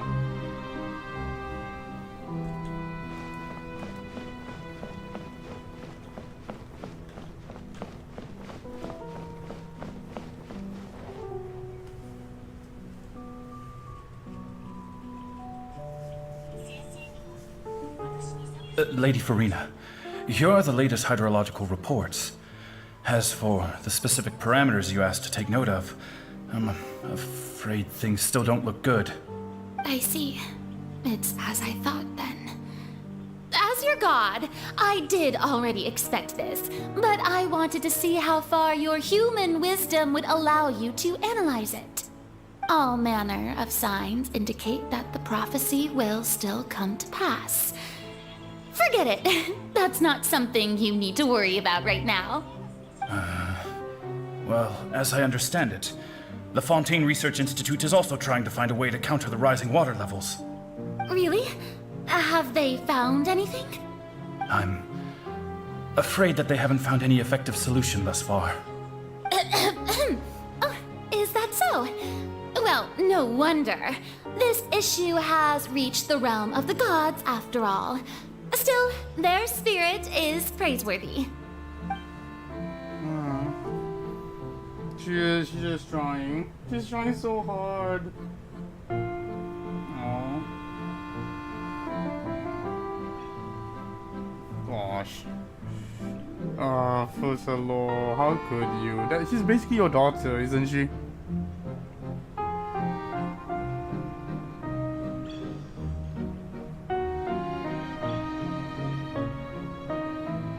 Basically use your own daughter as a scapegoat. Is this it? Is this a Jesus imagery? God damn it.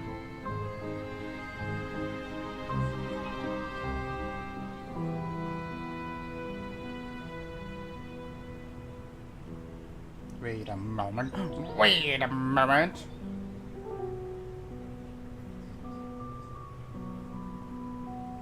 Just a moment. Setting a daily grinding for my broadcast game. And voila. I think that's all. I think that's all. I think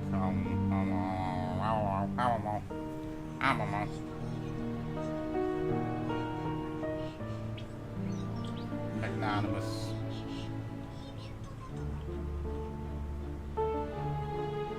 Oh, okay, so I need to do the other side. I'll sweep out. I will sweep at it. I do a sweep. So I got.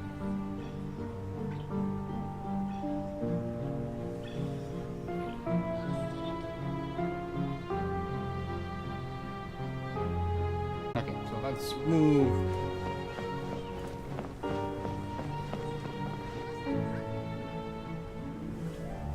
The day is finally over. I haven't had a moment to breathe this whole time. But it's good to see that everything's getting on track. There are no longer any voices of suspicion. Maybe this is fine. I just need to keep going, and everyone will be saved. Alright, Farina, don't think too hard about this. You need rest. Tomorrow's a new day.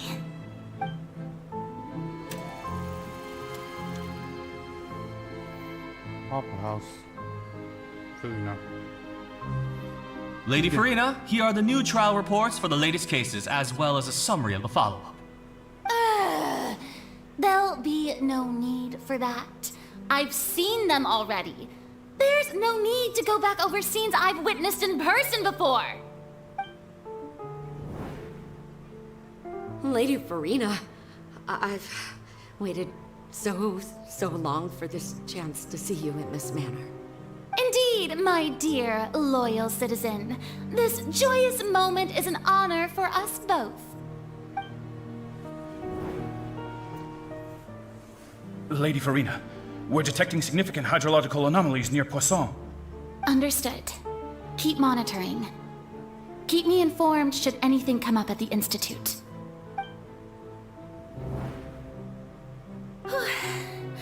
I don't think I let anything slip today. I must show the people that there is nothing to worry about. I just don't know when these days will end. I feel utterly exhausted. Best to rest early today, too. No. No. No, Farina. Oh, they're really like. Ah.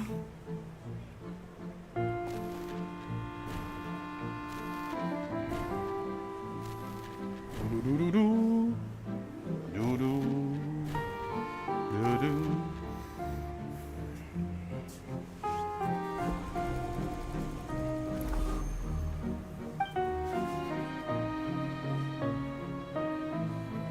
Oh no. Lady Farina, it's like a dream being able to speak with you up close like this.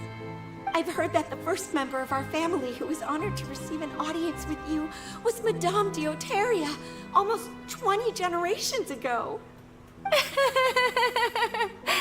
And what a fine family yours is indeed. It brings me great joy to meet such a faithful believer. A descendant of a line most ardent.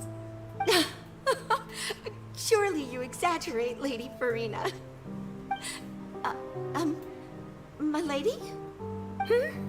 What is it, good citizen? Oh, are you crying?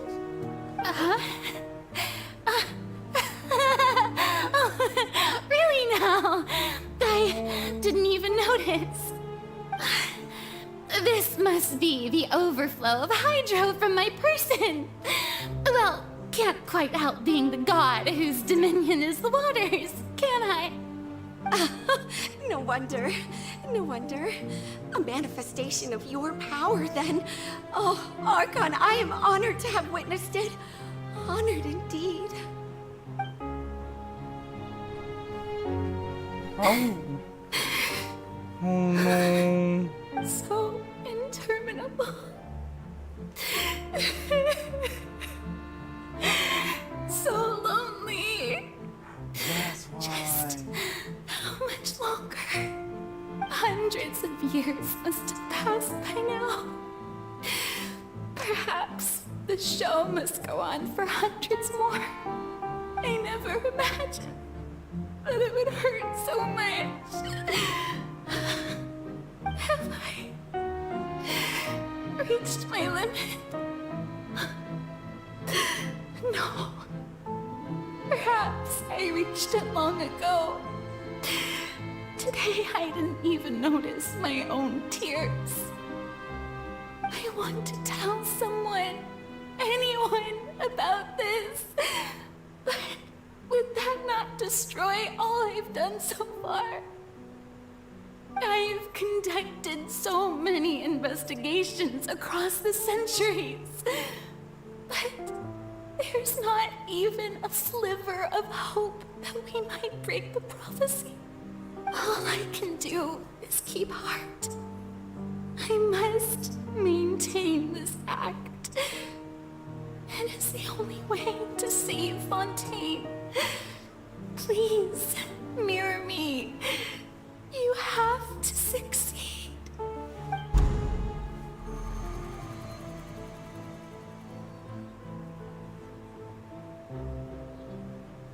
Wait!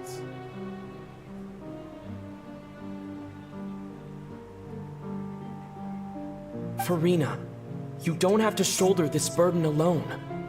Although I don't know what you might be keeping from everyone. Your people are more than willing to share your burden with you. That's my voice. Is this in from the from the magic box? This is great. I didn't think that would be this thing would be playing in the world. So surely I'll find out what she wanted to tell me. Share my burden. That's impossible. It was fated right from the start that this would be my duty alone. But even if your burden doesn't need to be shared, you can still choose to confide in someone. Just share it with me. I'm what you'd call a witness. A witness? Yes. I've heard that you came to Tevat from beyond the stars, yes. In other words, you never belonged here.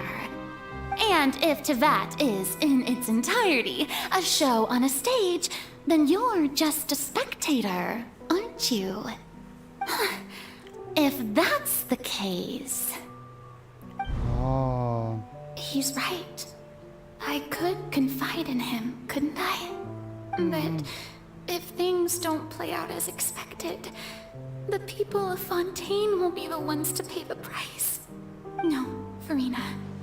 You shouldn't be selfish. But what if it's really alright? Farina, you've worked so hard for so long. Surely it would be okay to put yourself first for once. Just this once. Is it such an outrageous thing to do anyway? To find someone in whom you can confide your frustrations and sorrows? Surely it could not hurt. If you let this opportunity slip through your fingers, it might never come by again. Think about it long and hard.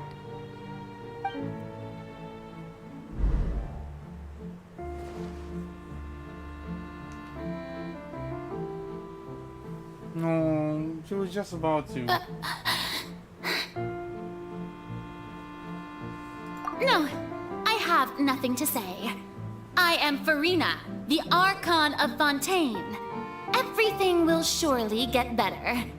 All you need to do, dear spectator, is to witness my performance until the curtains fall.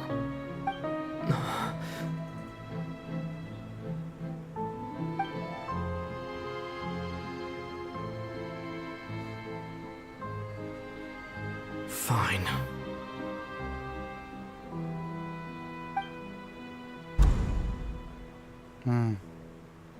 So sad. So sad.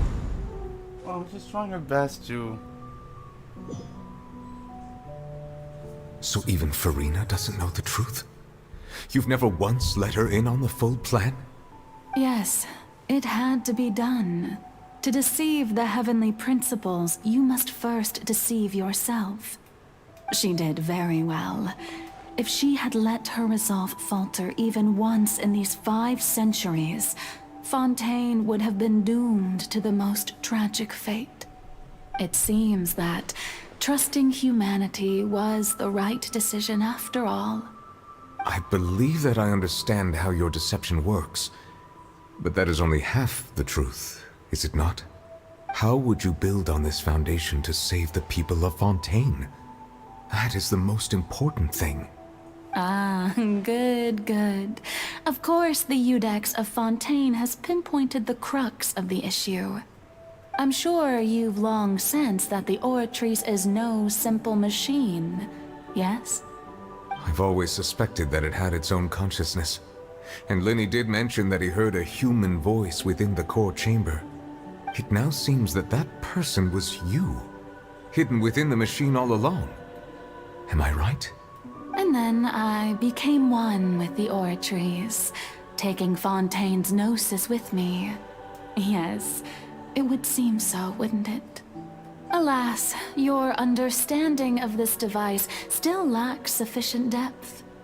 In truth, it is no enactor of justice. It is, in fact, a device created to kill the god of justice. I beg your pardon? Oh, you have it. And to be more precise, not only will the Oratrice take down the god of justice, it will also take down the divine throne upon which she has been placed. I mean, did you think I would be the sort to enjoy peaceful repose while Farina suffered? My work over these last 500 years has been to constantly accumulate indemnitium within the Oratrice. But really, some have already discovered that only a small fraction of the energy generated by the device was ever used to provide power to Fontaine. The vast majority had to be, accumulated to enact this death sentence. Wait, what? It was all a part of your plan then? Both the trial and the sentence? Indeed. This power, accrued over 5 centuries, could have sustained Fontainians for millennia had it only been used for that purpose. Almost all of it has now been stored within the Oratrice. But only power of this magnitude could hope to destroy the Hydro Archon's divine throne, shaking the rules established by Celestia and breaking through the institution that is the Seven. So the Oratrice's call for death was for neither Farina nor Focalor, but for the Hydro Archon. The destruction of that divine throne. If I do not misunderstand your intent, you must be... Returning what's rightfully yours to you, of course. In other words, this was all done to return the authority of the Hydro Archon to the Hydro Dragon of this planet. But... That's wild!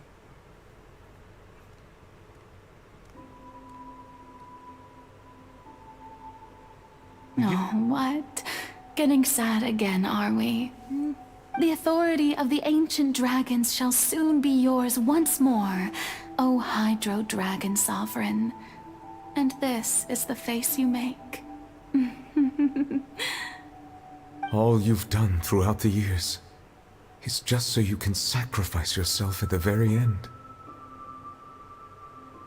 I've never quite seen it that way, you know. Even now, I'm quite pleased at how well my deception worked.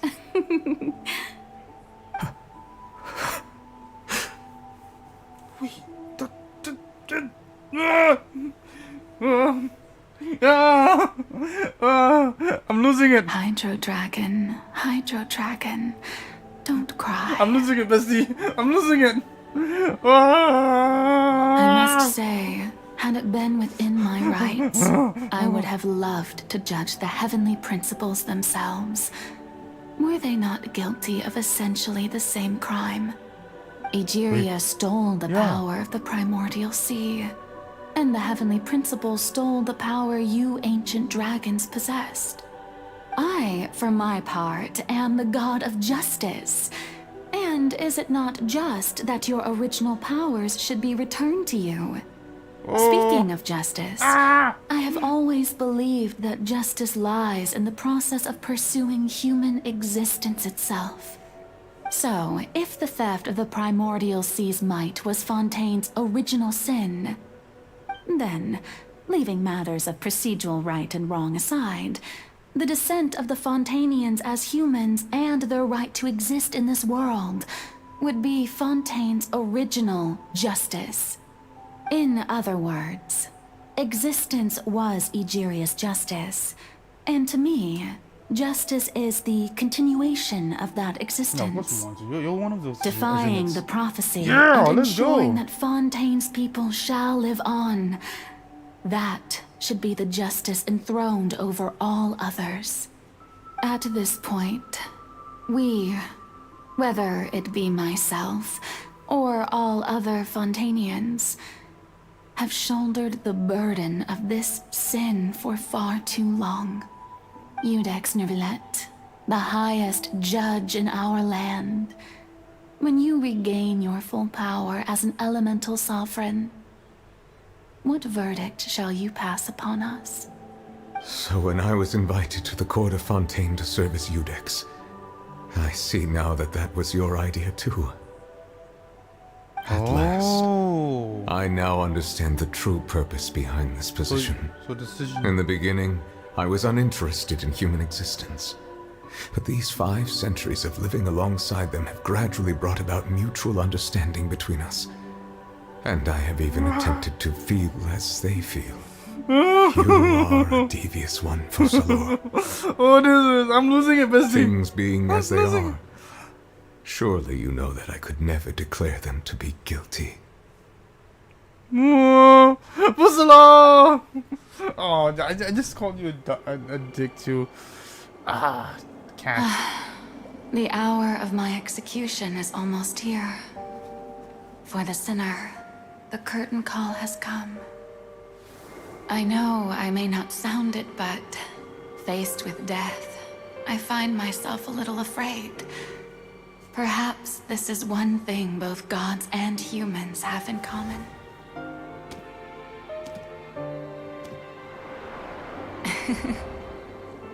Farewell, Neuvillette. I hope you've enjoyed the part you played these 500 years.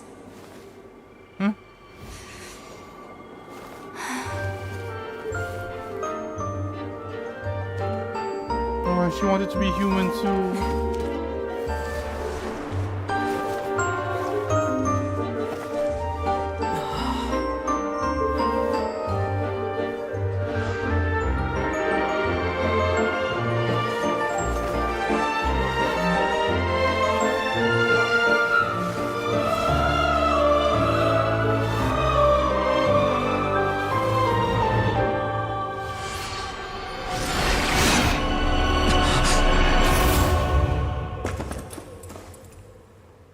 Oh shit. Oh shit. They really did it. And then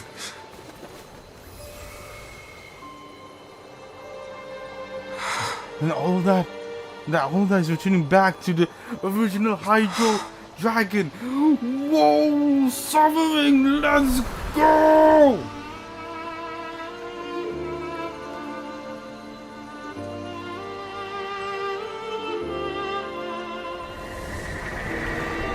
Thank you, Furina. Oh, you're begging for this moment, so please leave me here. As a human, this is how you could.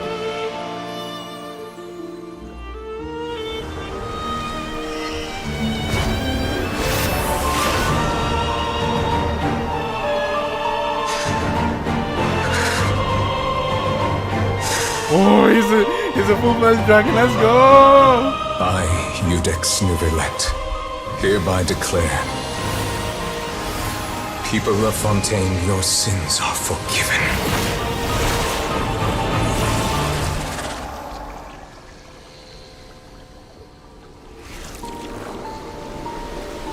Wait, is that primordial seawater then?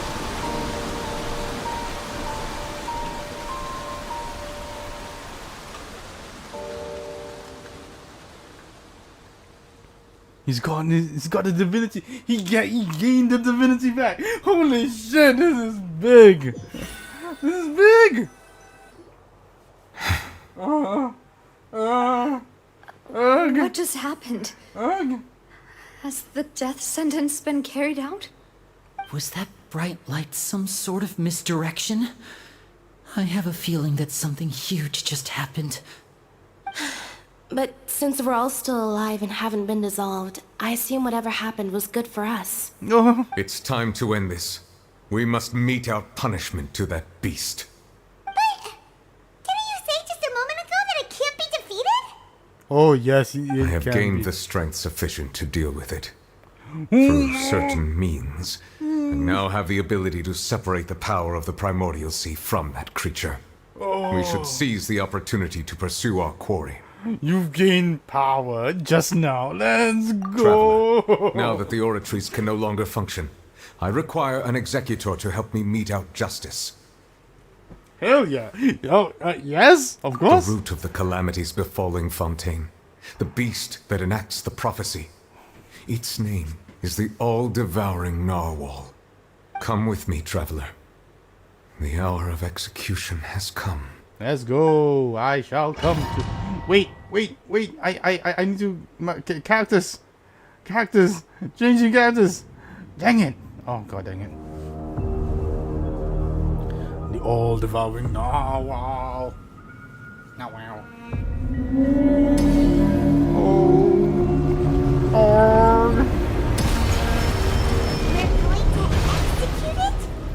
But how are we going to do that? It's huge!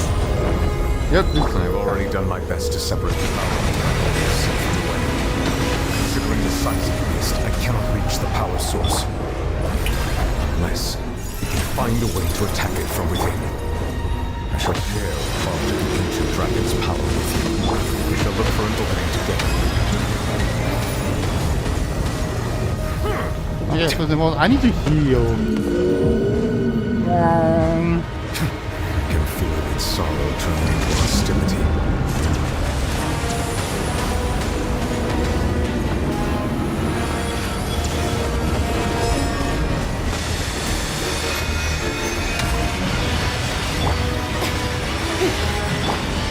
Wait, Udex.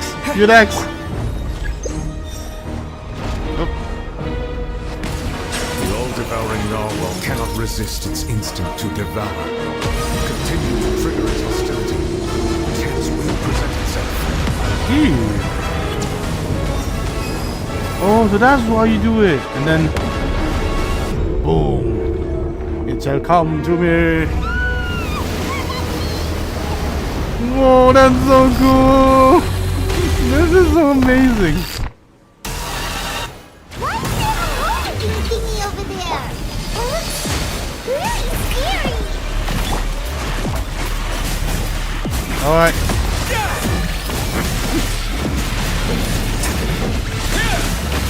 Settle down! What is this music? I have granted you my protection. Do not fear. Seize the moment and use my power to suppress Oh, heck yeah, its man. root from within. Be sanctified. Be not perturbed, unscathed. Oh man, this is so cool! Silence!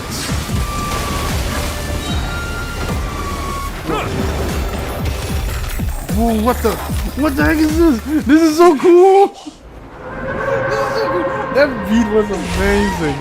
Oh, no!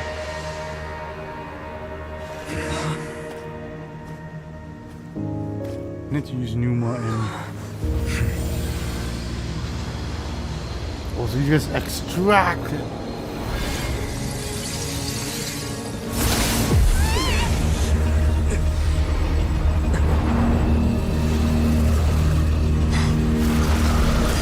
What?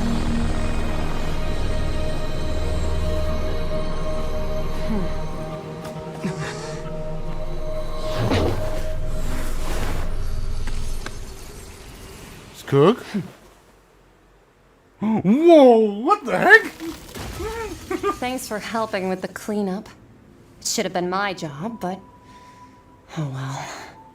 It was just supposed to be a short private training session for me. I didn't think that my disciple and my master's pet would start brawling in the meantime. Well, actually, I had a feeling that it would happen at some point, but they bumped into one another earlier than I thought. What a blunder. I suppose I'll have to swing my sword 3 million times as penance. No, your disciple? Your master's pet? That power. Who are you exactly? Paimon has an idea. From what she said earlier, she must be Child's master. Skirk, right? Yes. It's just that he gave us the impression that she was the less talkative person. I simply did not have anything to say to the weak. But you, on the other hand, managed to defeat the all-devouring narwhal without using power from beyond this world. So you may speak to me as equals. What? Would take the... What kind of sort of person would take the all-devouring narwhal as a pet? I have to agree. It's a strange use of a planet's primordial waters just to raise an all-devouring narwhal. That kind of power is wasted on it. It's not cooperative. It eats too much. And I have more important things to do with my time than pet sitting. The only thing that creature has going for it is its looks. All in all, it fails as a pet. Miss Skirk? I think you might have missed the point. The point being? Well, being that this pet almost destroyed an entire nation. Wait. So what sort of person is your master? Well, Child's master's master. Wait, is that right? Oh, right. So you don't know him. Sorry, I What? assumed you did. His name is Sertologi. Serta, what now? Who is this? What? What? I am unfamiliar with that name. Sertologi. So Master isn't sufficiently famous. How should I describe him then? Wait. Have you heard of the name The Fowl? The Fowl? Still nothing? Well, how about the Visionary? Vetterfulnir then? Or Gold Rhindaughter? Ooh, that one we've heard. Rhindaughter's part of the Hexen Circle. She's Albedo's mom, right? Oh, so you do know that name. To be honest, I also heard all of those names and titles from my master. I don't actually know them either. But I suppose you understand now, yes? My master is likely a similar sort to Rhindaughter. They are both pursuing some form of perfection. Wait, didn't you also mention a visionary person? Paimon didn't quite catch their name. Actually, never mind that. I believe it expedient to inform you that the all-devouring narwhal used up nearly all its strength fighting you. Such roiling hydro energies will prove difficult for the planet's deep seas to digest. As such, the fontaine back on the surface has most likely been thrown into chaos. In other words, the prophecy that you've been fretting over should now be in full swing. What? No, there's little to be surprised about that, Paimon. It's natural. It is natural after all. The prophecy will surely come true. We all know this and accept it. However... Not to worry. Focalor has already managed to deceive the heavenly principles.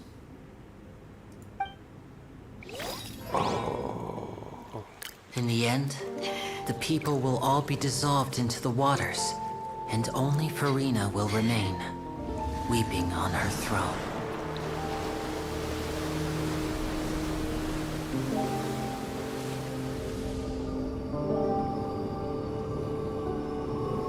Only then will the sins of the people of Fontaine be washed away. Oh, this is peak. This is peak, not gonna lie. This is so good. And then just the nation of water. Quite literally at this point. And then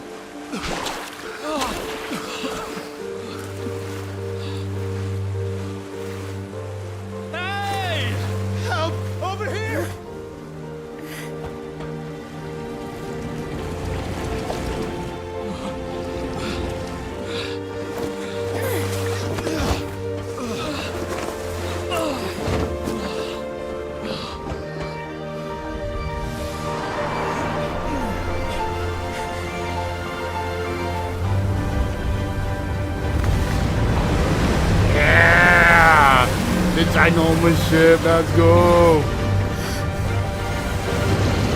The Merpy ginormous ship. He can fly? All hands, initiate emergency rescue! Whoa, whoa, whoa, whoa, what the heck? Let's go! Hurry!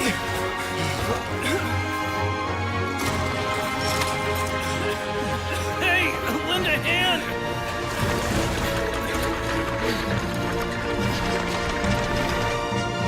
Oh, that's so cool. And then people who can dive shall dive. So I guess basically he nullifies it? I mean, yeah, he has authority in charge of Fontaine now. He's basically the Archon. Isn't he not? Is he not? Oh, that makes sense why Fontaine. That makes sense why Fontaine characters can swim better. It makes sense.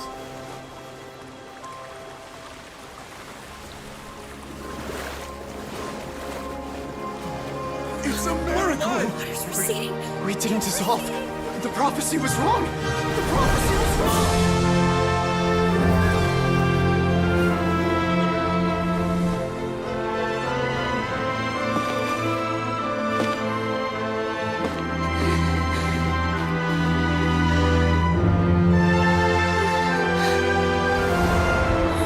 Are you alright? We're safe. The prophecy was wrong.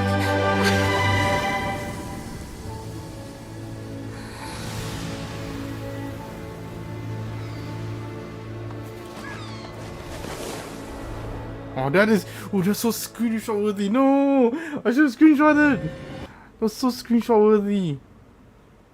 Oh.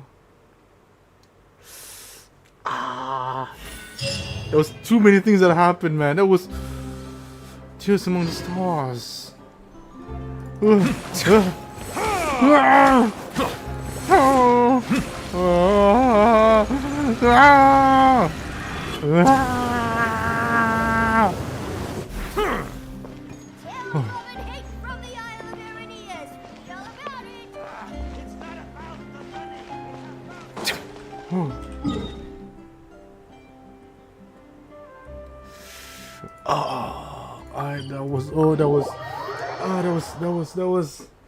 That was something. That was certainly something.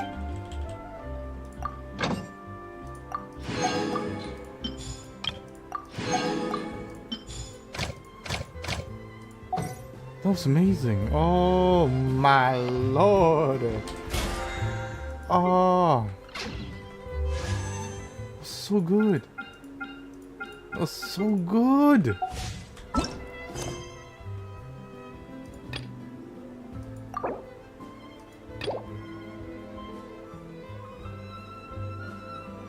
Oh.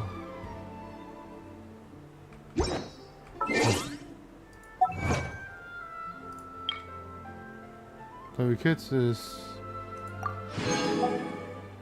judge a god.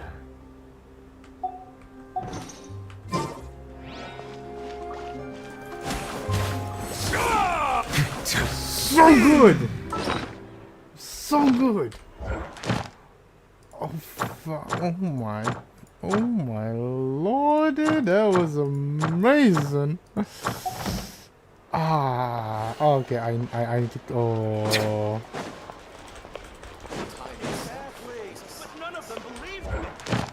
Wait, does that mean I cannot fight the wrong novel? Oh, I can't yet, and so I still have to complete it. Oh. Dang it. Oh, I have to do this.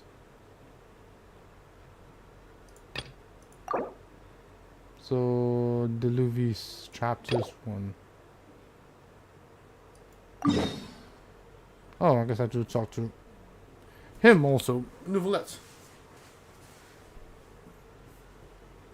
That was amazing. That was amazing.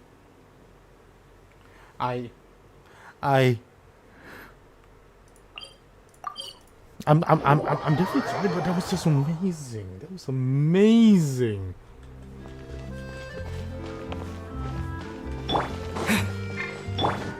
Strike a pose!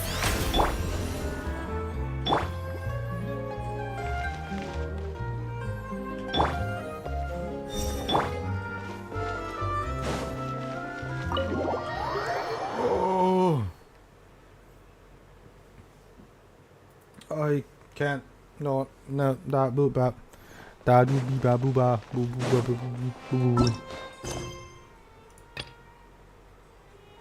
Oh, so that this is actually just the ending of it. This is the finale.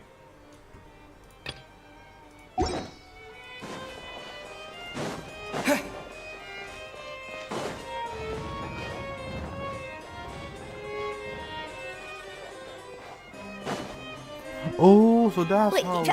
did I hear that right? Monsieur Neurvalette, are you sure you'd like to take over the case yourself?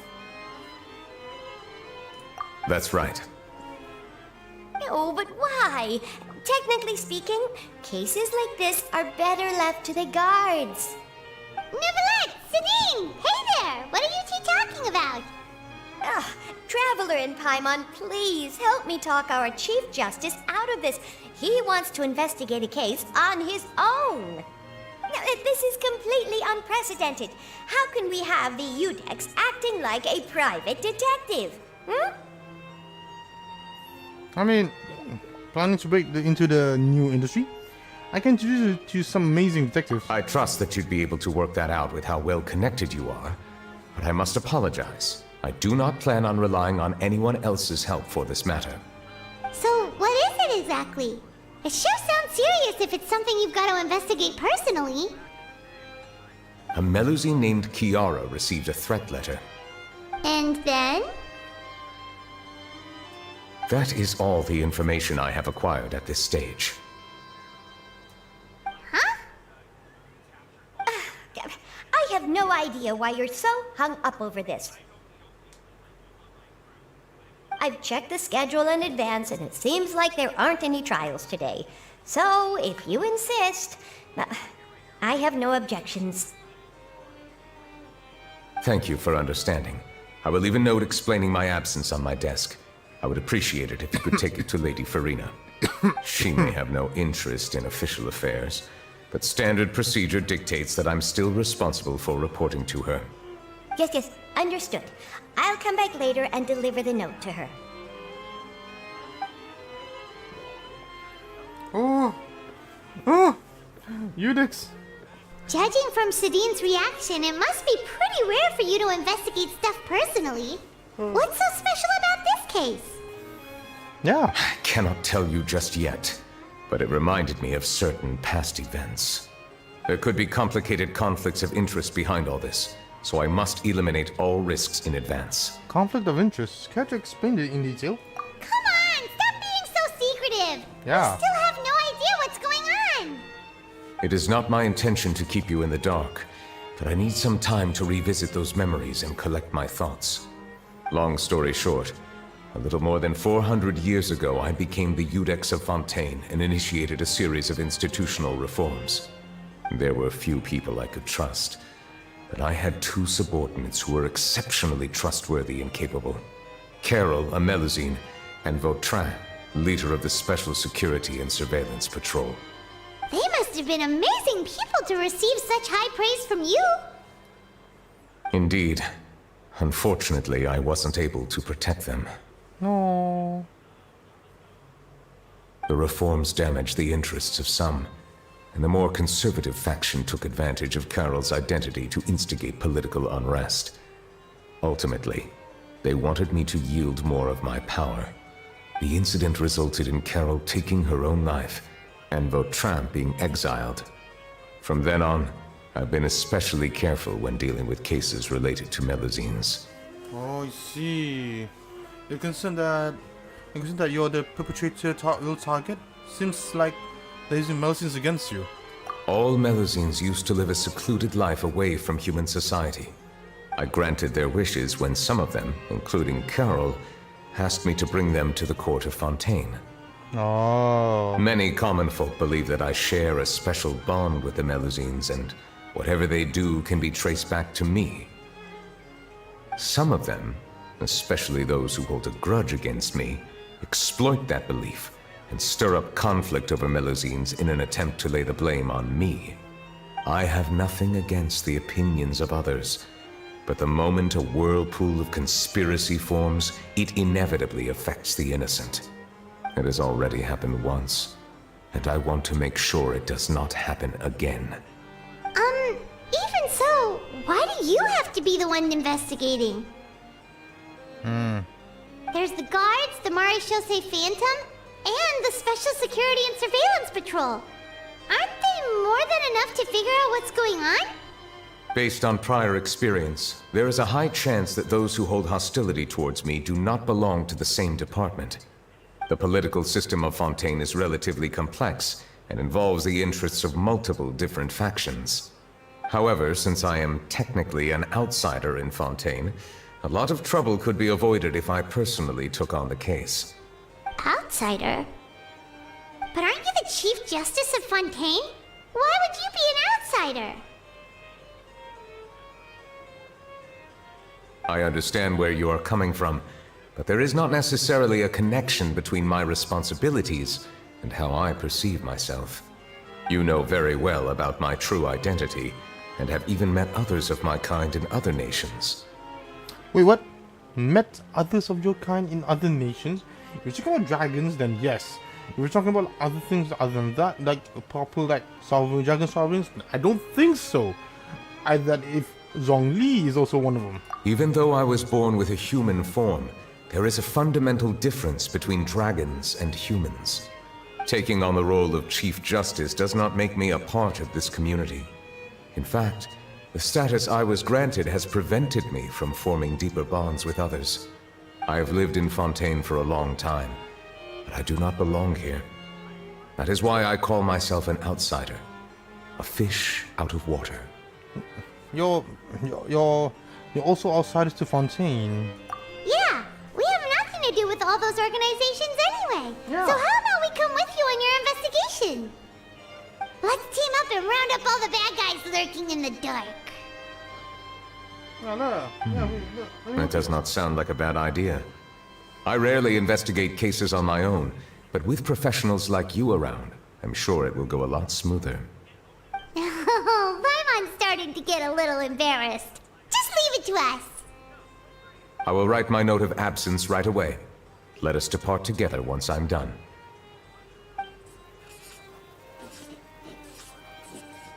Let us go. We should visit Kiara first and try to gain a better understanding of the situation. Alright, onward! Onwards! My nose, stuffy. So Neuvillette feels like he doesn't truly belong here in Fontaine, but is that really true? Paimon feels like he has a kinda skewed perspective on a lot of things. He does. Anyway, let's catch up with him first. Not that surprising since, you know, given how detached himself he feels, how detached he feels that himself Been is. thinking. You called yourself a fish out of water, right? But since you're the Hydro Dragon, would a dragon out of water suit you better? Thank you for your suggestion. I will consider using the more accurate term in private occasions. Please allow me to rephrase. Has a dragon out of water? Ugh. That sounds kind of weird. Let's stick with the previous version instead. Very well. Still not. Still I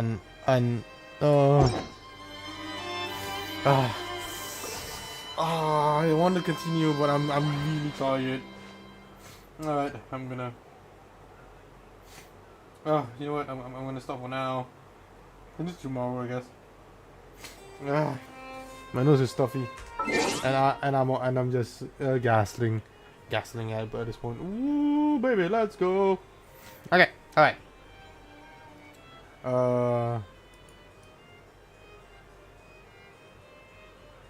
And over here. There you go. Okay. So yeah. Thank you for coming. I've been Yusuke, and I am just. Oh man. We met Fusolo and then she died in the same goddamn cutscene. Oh, this is so that was bad. Oh my lord. There's so much. That was too much actually. Okay. Alright. I'm done. Oh, I need rest. Woo. Okay. Alright. Goodbye. Thanks for coming. Yeah. Bye.